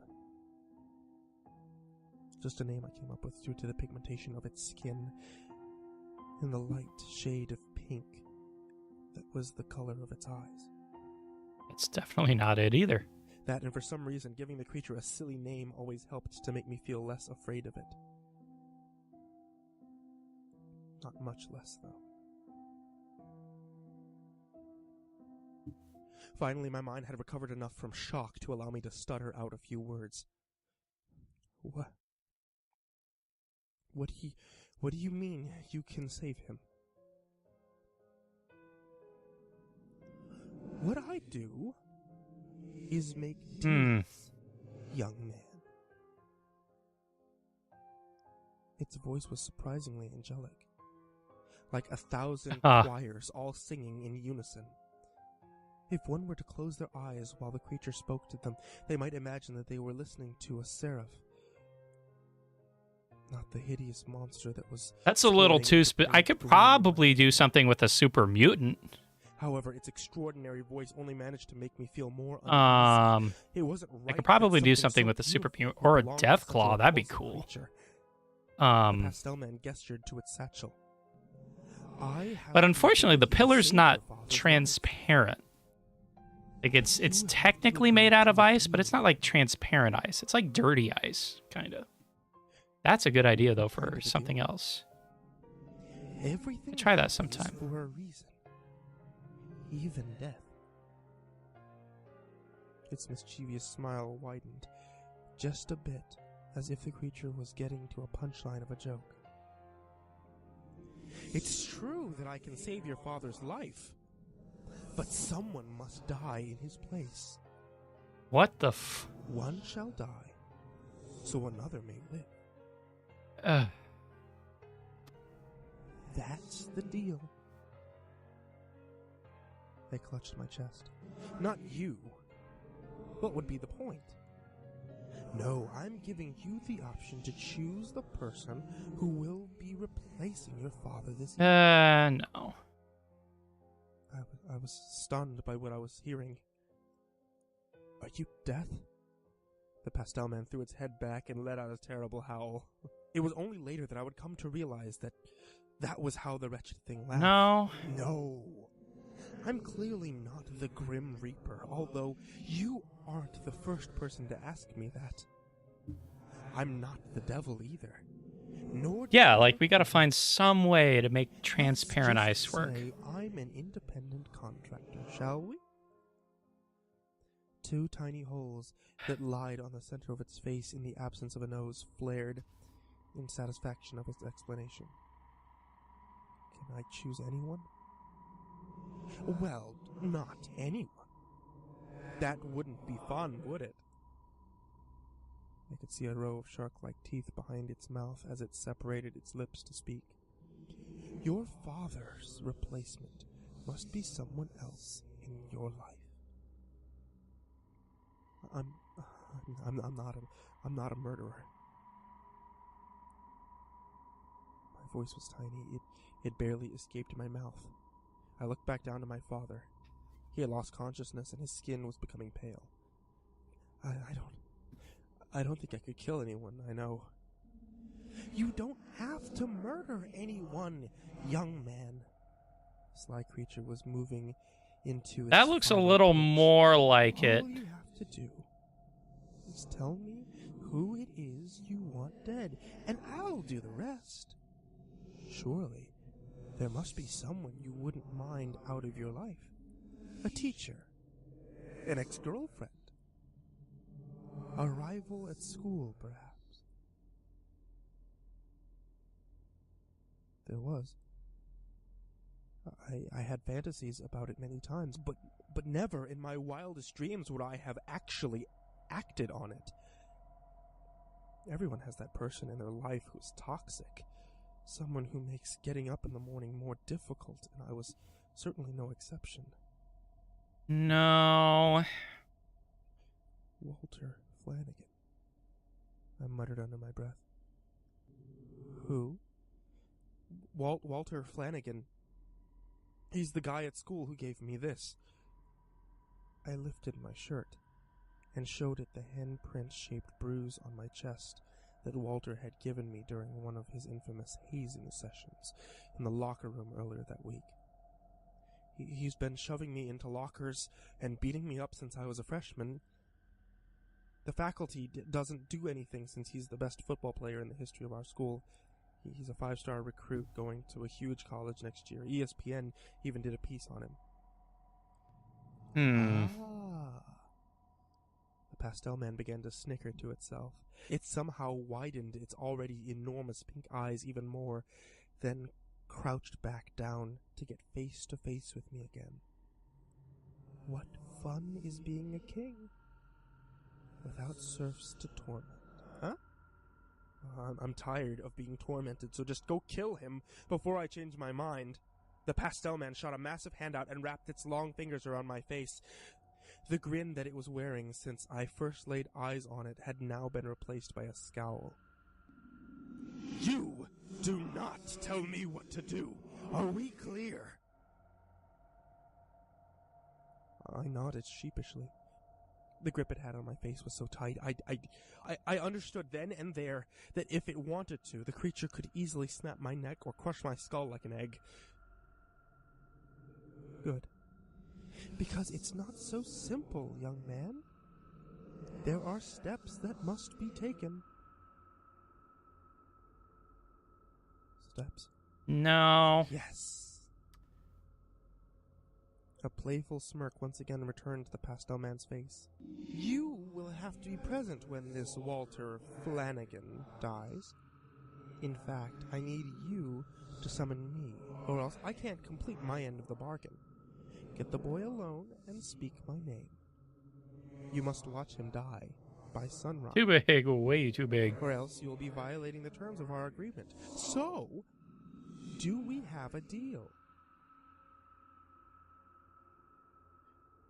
I nodded again, and the monster released its hold of my face before snatching my hand. Its giant paws swallowed my palm as we shook to cement the deal. Excellent! With this handshake, our deal is binding, young man. I watched curiously as the pastel man reached into its satchel and fumbled around until it found what it was looking for. In between its repugnant fingers, it held a strange-looking insect, about the size of a quarter. The bug buzzed its wings in attempt to flutter away, but could not escape the pastel man's grasp. With its other hand, it pushed down my father's jaw in order to open it. What are you doing? I asked. But the pastel man did not answer. It then violently stuffed the insect in my father's mouth, jamming it down his esophagus with its filthy fingers. The pastel man rose once more to its feet. There. The deed is done. your father will recover in full. Now, it's your turn. Remember, the boy dies by sunrise or the deal is off. It turned its back to me and began to slither away. What if I change my mind? The creature stopped almost mid-stride and twisted around. Again, its smile had been supplanted by an awful sneer. I felt less safe than when it was holding my face in a vice grip earlier. Your father's health has already been restored, so someone must replace him. One must die, so another shall live. That was the deal. If you fail to complete your end of the bargain, then that someone will be you. Believe me when I say this, young man. I don't need to be summoned once our deal has been broken. I will come for you.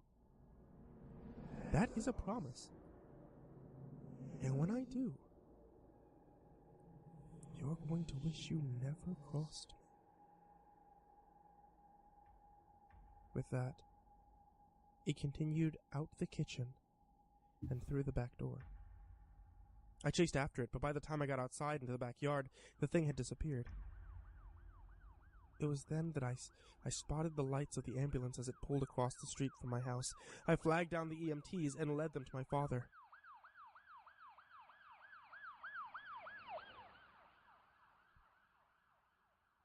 It wasn't difficult to find Walter.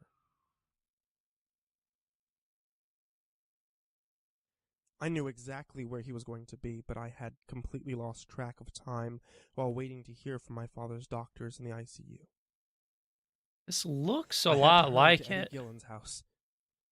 Eddie's parents were out of town, and he had been talking all week at school about the rager that he had been planning on throwing. There were two things I knew about Walter. One, Eddie was his best friend. And two, he never missed a party. It was somewhere around 3:30 a.m. when I pulled my car up to Eddie's. I parked a little ways down the street so that I wouldn't be spotted. Because I had gotten held up at the hospital, I feared that I had missed my chance to catch Walter. My concerns were alleviated when I saw his raged pickup truck still parked in the driveway. Another thought crossed my mind. What if Walter had gotten too drunk and passed out? I tried to think of a way to get into Eddie's and get Walter alone long enough for the pastel man to do whatever it was that he had planned. Luckily for me, it wasn't too long before Walter stumbled out of Eddie's front door and climbed into his truck. I let out a sigh, having just escaped a potentially challenging problem. He pulled out and I followed behind, staying far enough away so that I wouldn't tip him off. He was drunk. Even from the distance that I was tailing him, I could see his truck swerving in and out of its lane. The pastel man's otherworldly voice played itself over and over like a heavenly. This looks a lot like it.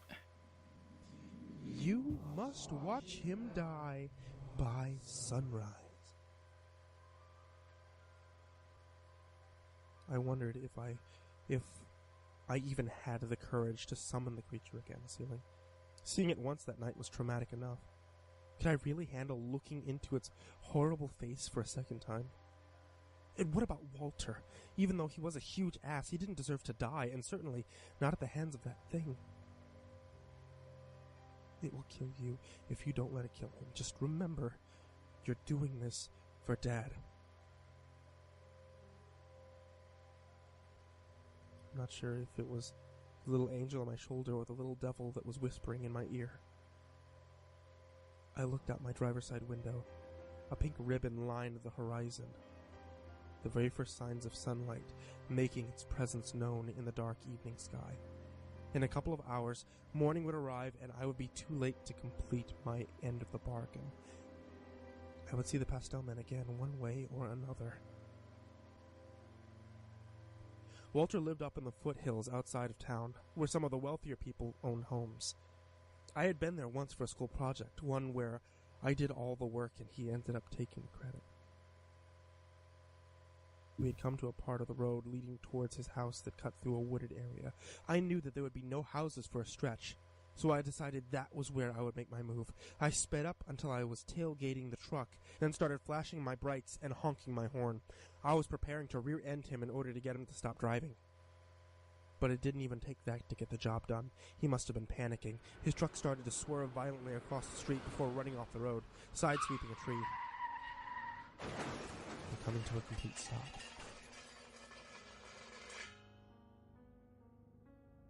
I pulled up behind him and then hesitated for a moment. A glimpse of the creature's grin flashed through my mind, causing me to shudder. I got out of my car, but left the engine running and my headlights on. "Hey, Walter!" I shouted. Walter's door jerked open. He jumped out of the truck to the ground. "Sean, the shithead?" He was confused, but clearly annoyed. Sean the shithead was the nickname that he had affectionately given me on my second week of school. Within a month, he had my entire class calling me that. "You think this is funny? I'm gonna fuck you up, you little bitch." He stormed towards me with both fists clenched. Again, doubts crossed my mind about whether or not I could pull the trigger. Guilt began to pump through my veins. Walter's life was about to end, and it was going to be because of me. Memories darted through my consciousness. All the after-school beatings I took at the hands of Walter, the pastel man's wicked smile, the look on my father's face as he kicked and screamed on the living room floor. Finally, those words, spoken through that unnerving angelic voice of that terrible monster. "One must die, so another shall live." Walter was moving closer. It was now or never. I had to choose whether or not I would summon the beast before the decision was out of my hands. I shouted the pastel man's real name out in a burst of emotion, aimed directly at the star football player. There we go, jeez. Walter paused for a moment, looking at me in confusion, and then recollected himself and proceeded towards me again. The pastel man was nowhere to be seen. For the second time that evening, I wondered if I had gone insane. Could everything that happened to me that night have been in my head? What was real? Was my father even sick? Again, I repeated the thing's name in an effort to summon it, but this time it did nothing to hinder Walter's pursuit of me. He violently shoved me against the hood of his car, grabbed hold of my shirt collar, and spun me around. Walter raised his fist to hit me, and I winced and put up my hands in order to prepare for impact.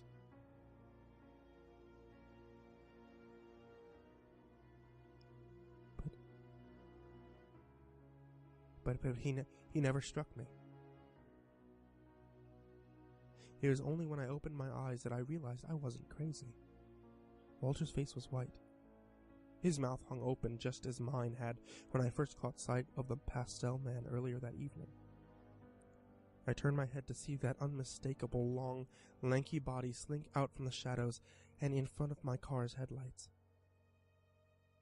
Its face still wore that warped smile, and I knew just beyond those thin lips was a mouth full of tiny daggers, capable of tearing muscle from bone. Neither Walter nor I said a word. I think I might have been almost as terrified as him. My stomach began to feel sick as the pastel man stalked ever closer. I didn't look at Walter's face. How could I? The boy was about to die at the hands of that horrible monster. And it was false. I didn't have to summon it. I didn't have to shake its hand. I'm sorry. Oh, hold on. Let me let's try something here real quick. It truly was.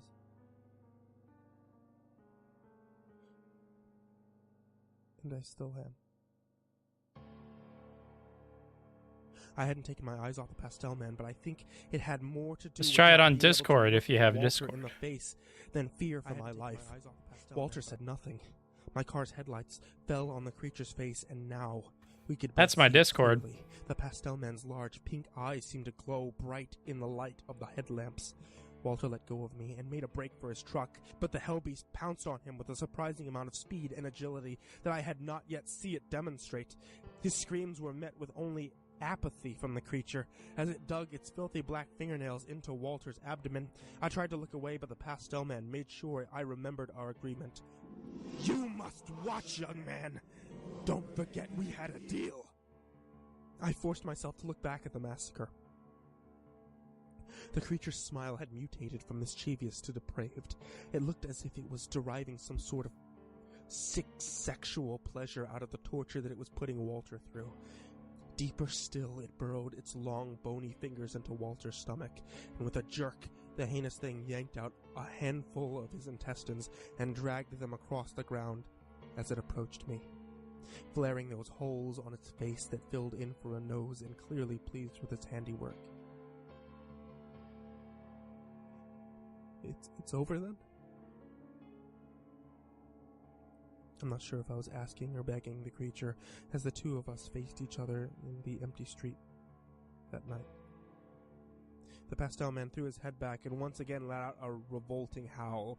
Over? We're just getting started! It headed back over towards Walter, who at this point was crawling along the ground, still trying to get to his truck while his innards trailed behind him. The pastel man cut him off and snatched him off the asphalt. Easily lifting him by the head with one hand, it toyed with him for a bit, forcing Walter to look into his hideous face. With its free hand, the creature reached into its satchel and pulled out a much bigger insect this time. It was different than the one my father had unknowingly ingested, both in size and in appearance. If the bug that the creature jammed down my father's throat was the size of a quarter, this one must have been as large as a golf ball. It was slimy. The mucus-like membrane that encased the body glistened in my car's headlights. The pastel man dangled the nasty bug in front of Walter's face for a few seconds. Now be a good boy and open your mouth. Walter screamed. That gave the blue beast the opening that it needed. It thrusted the slimy insect into his mouth and passed his tonsils with its filthy fingers. I watched on as Walter gagged, presumably on the oversized maggot, as it made its way down. Let's take a look. Soon he began to turn blue. I could tell he was choking to death, and even though I wanted to save him, there was nothing I could do. A minute later, the pastel man dropped his lifeless body to the ground. It examined the carnage for a moment, pondering over it as if it was a masterpiece in an art gallery. Then the demon turned away, retreated back towards the shadows, and disappeared into the night without saying a word. I stood there on the road, looking at the scene and still feeling sick to my stomach from what I had just witnessed. I didn't know what I expected to happen after the deed was done. There was no explosion, no brilliant light show, where I would watch Walter's soul either drag down to hell or ascend upwards towards the heavens, just a dead boy in the road. A dead boy and his murderer. The pastel man was the gun, but I pulled the trigger. In a way, there were two dead boys in the road that evening. I knew I didn't have time to dawdle. At any moment, a car could come driving down the street and find me standing in the middle of that massacre. I sprinted back to my car and sped down the street towards town. The coroner attributed Walter's death to a drinking and driving accident, although there was, understandably, a lot of suspicion regarding the odd circumstances surrounding his demise. The autopsy revealed no evidence of the slimy bug that the pastel man had placed in Walter's throat. The town was devastated. I remember a candlelit vigil was held in his honor. A couple of big news outlets covered his death because of Walter's status as the elite college football recruit. My father made a complete recovery, and just a couple of days after his stroke was released from the hospital. I would go on to graduate high school and meet the love of my life the very first semester at my university. Her name was Diana. She was the most beautiful girl I had ever seen. We married shortly after college, settled down, and had a wonderful boy named Matthew. However, I never forgot the hand that I played in Walter's death. I have carried that guilt with me since the event of that night. No matter how much I wanted to, I couldn't forget the pastel man. Oh, I see. It must have seen me as an easy patsy, because the creature had come to me again and again every time a loved one had been on the brink of death, offering me the same deal that I had accepted that first shameful night. Though the creature had been persistent in its pursuit of bloodlust, the image of Walter's gruesome death never left my mind and gave me the strength to say no to its propositions. Even years later, on the eve of my father's passing, I was able to refuse its proposal when the pastel man visited me in the hospital room.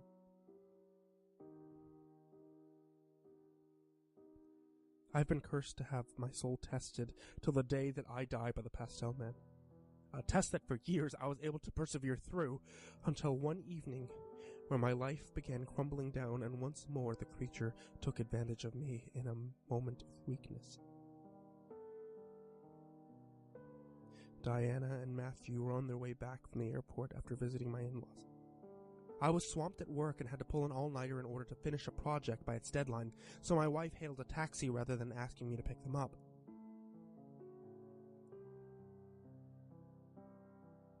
It was around midnight and I was alone in the office when I got a call from the police department. They told me that a drunk driver had collided with their cab on the highway coming back from the airport, and my wife and the cabbie were killed on impact. Oh, I already forgot what it was.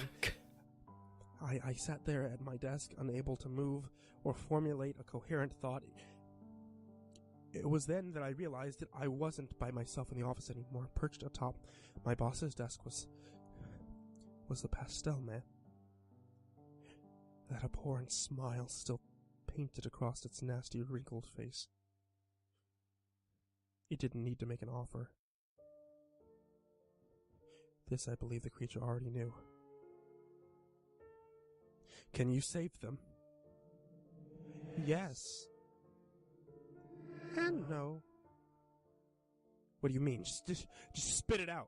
The pastel man's smirk disappeared, and I could tell that it was not pleased with my tone of voice. Memories of the vice grip that it had on my face the last time I demanded something from the creature bled into my consciousness. Perhaps it realized I was past the point of threats, because instead of lunging at me as the creature had done in the past, it decided to clarify its cryptic response. I cannot pull someone back from death's clutches, only save them before it gets a hold of them. Your wife is dead. Now make your peace with that. Your son's life, on the other hand, can be salvaged. For a price, of course. I racked my mind. I couldn't think of a single person in my life who deserved to die at the hands of that pale blue monstrosity. Even someone as awful as Walter didn't deserve that gruesome fate that he received that night due to my poor decision. But my son was all that I had now, and he didn't deserve to die either, not because someone else had made a poor decision that evening and got behind the wheel of a car they were too intoxicated to drive. The pastel man's glorious voice filled the room again. I seemed to be hearing it from all directions. The drunk driver that crashed into your family's cab is still alive, and in the very same hospital as your son. Why not him? For the first time that evening, I looked into the big pink eyes of the creature. You said it had to be someone I know. Semantics! It just needs to be someone who has directly impacted your life. The moment that he drove his car into your wife and your son's taxi, he became a candidate. The pastel man flared at the tiny holes on its face with glee, the way it always did when it was content with itself. Fine. Let's do it, I said. I shook its giant hand to make the agreement official, and with that the pastel man gave me the instruction to complete our deal. When I met the doctors at the hospital, they updated me on the condition of my son.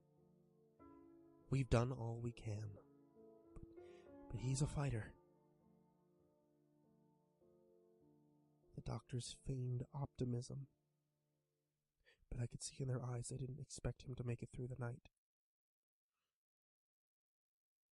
They led me to his room and gave me some time alone with him. The pastel man was already there when I entered, smiling down on his broken body, and quickly I shut the door behind me and nodded to the creature. It reached a gangly arm into its satchel and pulled out the same type of strange insect that had shoved down my father's throat. I opened Matthew's mouth, and with 2 grubby fingers the creature crammed the bug deep into his oral cavity. He will make a full recovery. Now, it's your turn. The pastel man waltzed behind the hospital curtain in my son's room. I knew I didn't have to check to see if he had disappeared, if it were to make another appearance at the hospital that evening. Then it would be because I spoke his name. When I agreed to the bargain at my office, the pastel man had told me what room the driver was being kept in. His injuries were far less severe than Matthew's, so he was in a different wing of the hospital. I could feel my heart pounding as I made my way towards his room. With each step, the beating of my chest grew louder. Already, that same feeling of guilt I had felt when I was looking at Walter's corpse lying in the middle of the road washed over me. I was about to take another A person. glass sheet. It's interesting. Who was I to decide whether someone deserved to live or die? I felt just as ugly and horrible as the pastel man looked. Maybe I didn't have pointed teeth or wrinkled blue skin, but if I knew I went through with our deal, then I was just as big a monster as it was. I stepped as stealthily as possible through the door, hoping no one would notice me sneak in. As I looked down at the face of the driver lying unconscious in his bed, I instantly felt the familiar sickness in my stomach.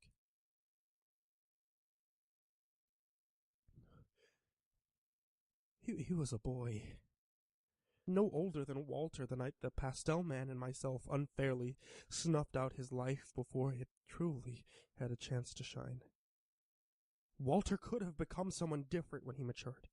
Someone capable of doing really good things in this world, but he never was given the opportunity.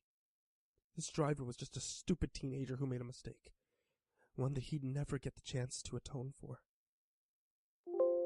I saw Walter in the boy's face, and my stomach began to churn more. I tried to call out the pastel man's name, but I couldn't. Oh. Perhaps that little angel on Okay, let's try this. This might be the last thing we do. I would not be responsible for the death of another boy. Not this time. I refused to pull the trigger. I walked out of his room and didn't look back. I spent the rest of the evening sitting next to my son's bed. The first few rays of morning sunlight snuck into Matthew's hospital room and caught my attention. I peeked through the blinds and watched the sun rise for the first time since the night that Walter died. It was beautiful. The pink ribbon that lined the horizon had brightened the sky, creating a dazzling purple hue. I had my light Okay. shut, and it was spectacular. That looks pretty good. I broke my deal with the pastel man, and in doing so, my We did end up fingers fixing were that too, so that's nice. hands that it likely plans to bury into my abdomen. On the plus side, my son will recover in full. Yeah, I think that looks pretty good. It'll be hard for him growing up. Yeah, I'm always busy. Been close with his aunt. My wife's sister is a wonderful woman with a caring family. She's his legal godmother and promises us the day that he was born, she would always put him first. Her husband does well for himself. Maybe another He pillar. had a problem with money. The life insurance policy Diana and I took out, combined with the money that we had been putting away for Matthew to go to college, will ensure that there should be no financial issues while he's under there. It's only a matter of time before the pastel man comes from it. I have accepted. No, it's not it's not working. I look forward to it. It's almost as if the boy that died within me and that terrible night has been given another chance. When I die, all the guilt and hate that I've had for myself dies with me, wiped away so that my soul can cross over to a new plane of existence, pure and innocent, the way it was before I ever met that monster.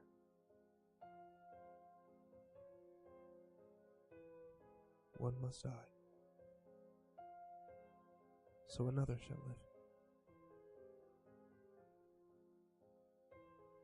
That's what the pastel man said.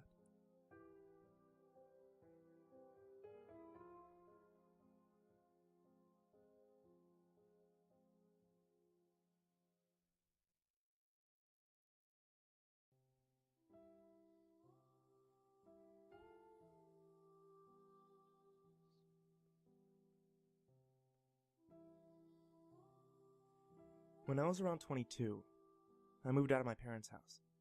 They lived in a nice two-story right on the outskirts of two towns, so even though their address is in one city, they didn't live in either. The details of me moving out of the house were what you would expect.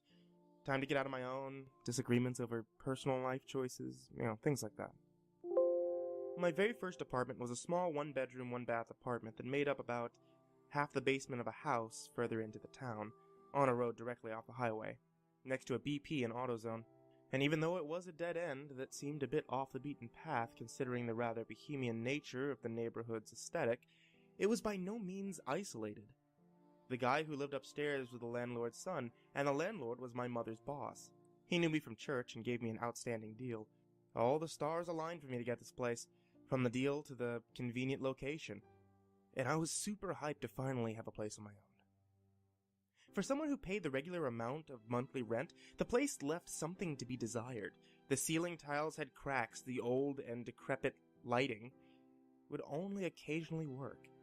The blinds were shoddy, there was no heat, and the wiring in the bedroom was faulty. However, for my deal, there was no capacity for me to complain, as I couldn't in my wildest dreams find a place that was cheaper. It was near some good and cheap retailers, and the landlord and guy upstairs were nice. Everything was awesome. Except for the bathroom window. When the guy who last lived in the apartment moved out about 5 months prior, they repainted all the rooms and everything connecting to the walls a solid white color. This included the window frame in the bathroom. I'm a human being, and when I do my business, sometimes it pays to cut open the window, as odor-eating spray and scented candles only go so far. Well, when I tried to open the bathroom window, though, it wouldn't budge. I had checked the locks and the possibility that something was blocking it, and everything seemed fine. For a little while, I couldn't even get it to move the slightest fraction. Finally, I contacted my landlord, who then told his son about the faulty window. He and I agreed that it was most likely due to the paint, which sealed it shut. Since the window was sealed shut, I never saw any point to locking it. Also, my landlord had the keys to my apartment to go in and do things like exterminator work and checking the plumbing. So I wasn't hugely surprised one day when I came home to find that the window was dislodged and open wide. Elated, I called my landlord and thanked him for dislodging it. His response was one of confusion, as he knew nothing of the window. So I called the guy who lived upstairs. He told me that he had been out of town for about a week. Panic set in, and I, biting my lip, looked about my place, traveling slowly into my room to grab the gun that I kept on the nightstand. Nothing was stolen. In fact, at first, I thought that nothing had even been touched. Until I saw the dust patterns. Everything in my apartment. From instruments to shoes to furniture. I don't know what that means. Been disturbed. and moved, though most of it was only moved just a fraction of an inch.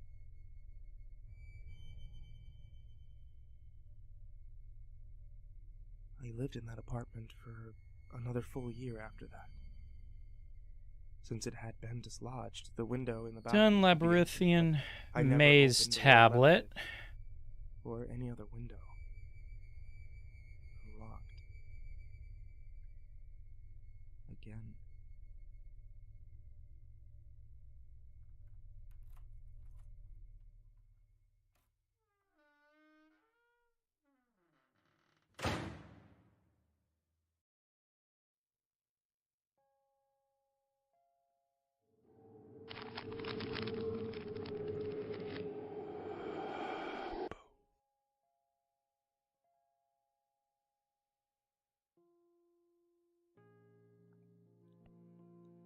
In time of war, when truth is so precious, it must be attended by a bodyguard of lies.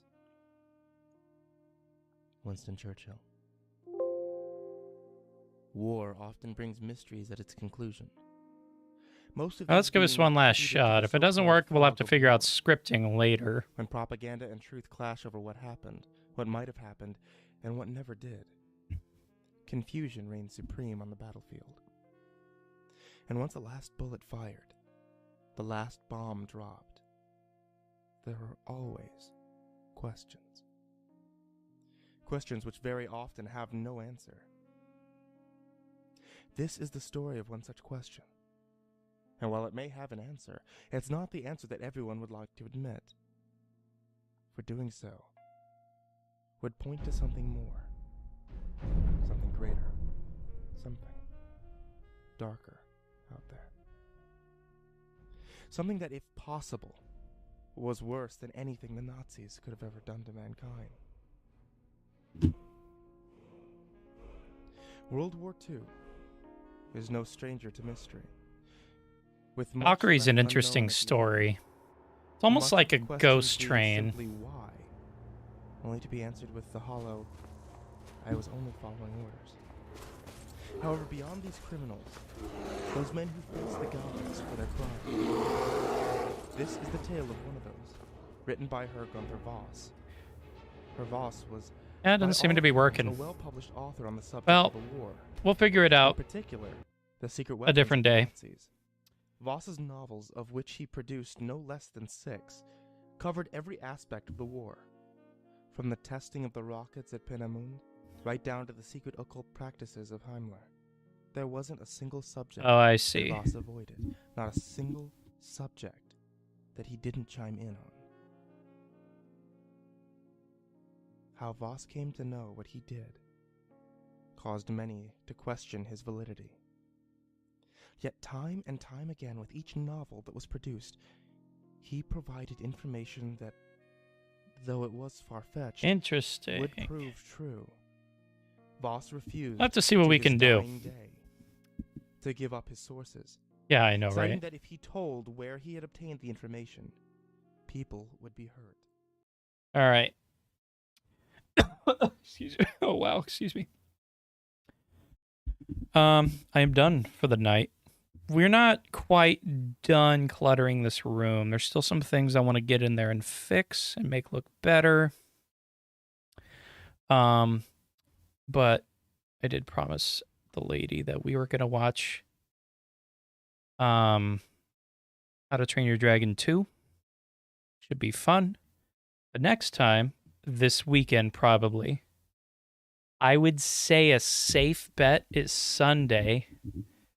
A safe bet is Sunday. I don't know what time, but probably Sunday sometime. We'll be back on live, and we're going to finish cluttering this room for sure. We're going to start cluttering this one. And we're going to figure out the script for this tablet, because back when I did this mod before, I had a tablet of similar sorts kind of like sitting in a corner or something, and it definitely displayed a message. So I figured it out before, but I can't remember. So I'm going to have to do my research, and we'll do that on Sunday. So remember, safe bet is Sunday. Father Elijah, I appreciate you being here. If you find more stuff about like transparent like ice walls or pillars or whatever, I'd be happy to see them. But that's it for me for the day. It's coming along nicely, this first level is. I'm hoping to be done with this portion of the level by the end of April. And then starting in May, we can start with the next level. So that should be cool. But I'm having a good time. I'm having a really good time doing this. It'll be fun. And yeah, don't forget, folks, Sunday. Relatively, well, yeah, Sunday sometime. But I hope you all have a great night. No problem, Father Elijah. It's cool to have you on Discord. And we'll see y'all later, all right?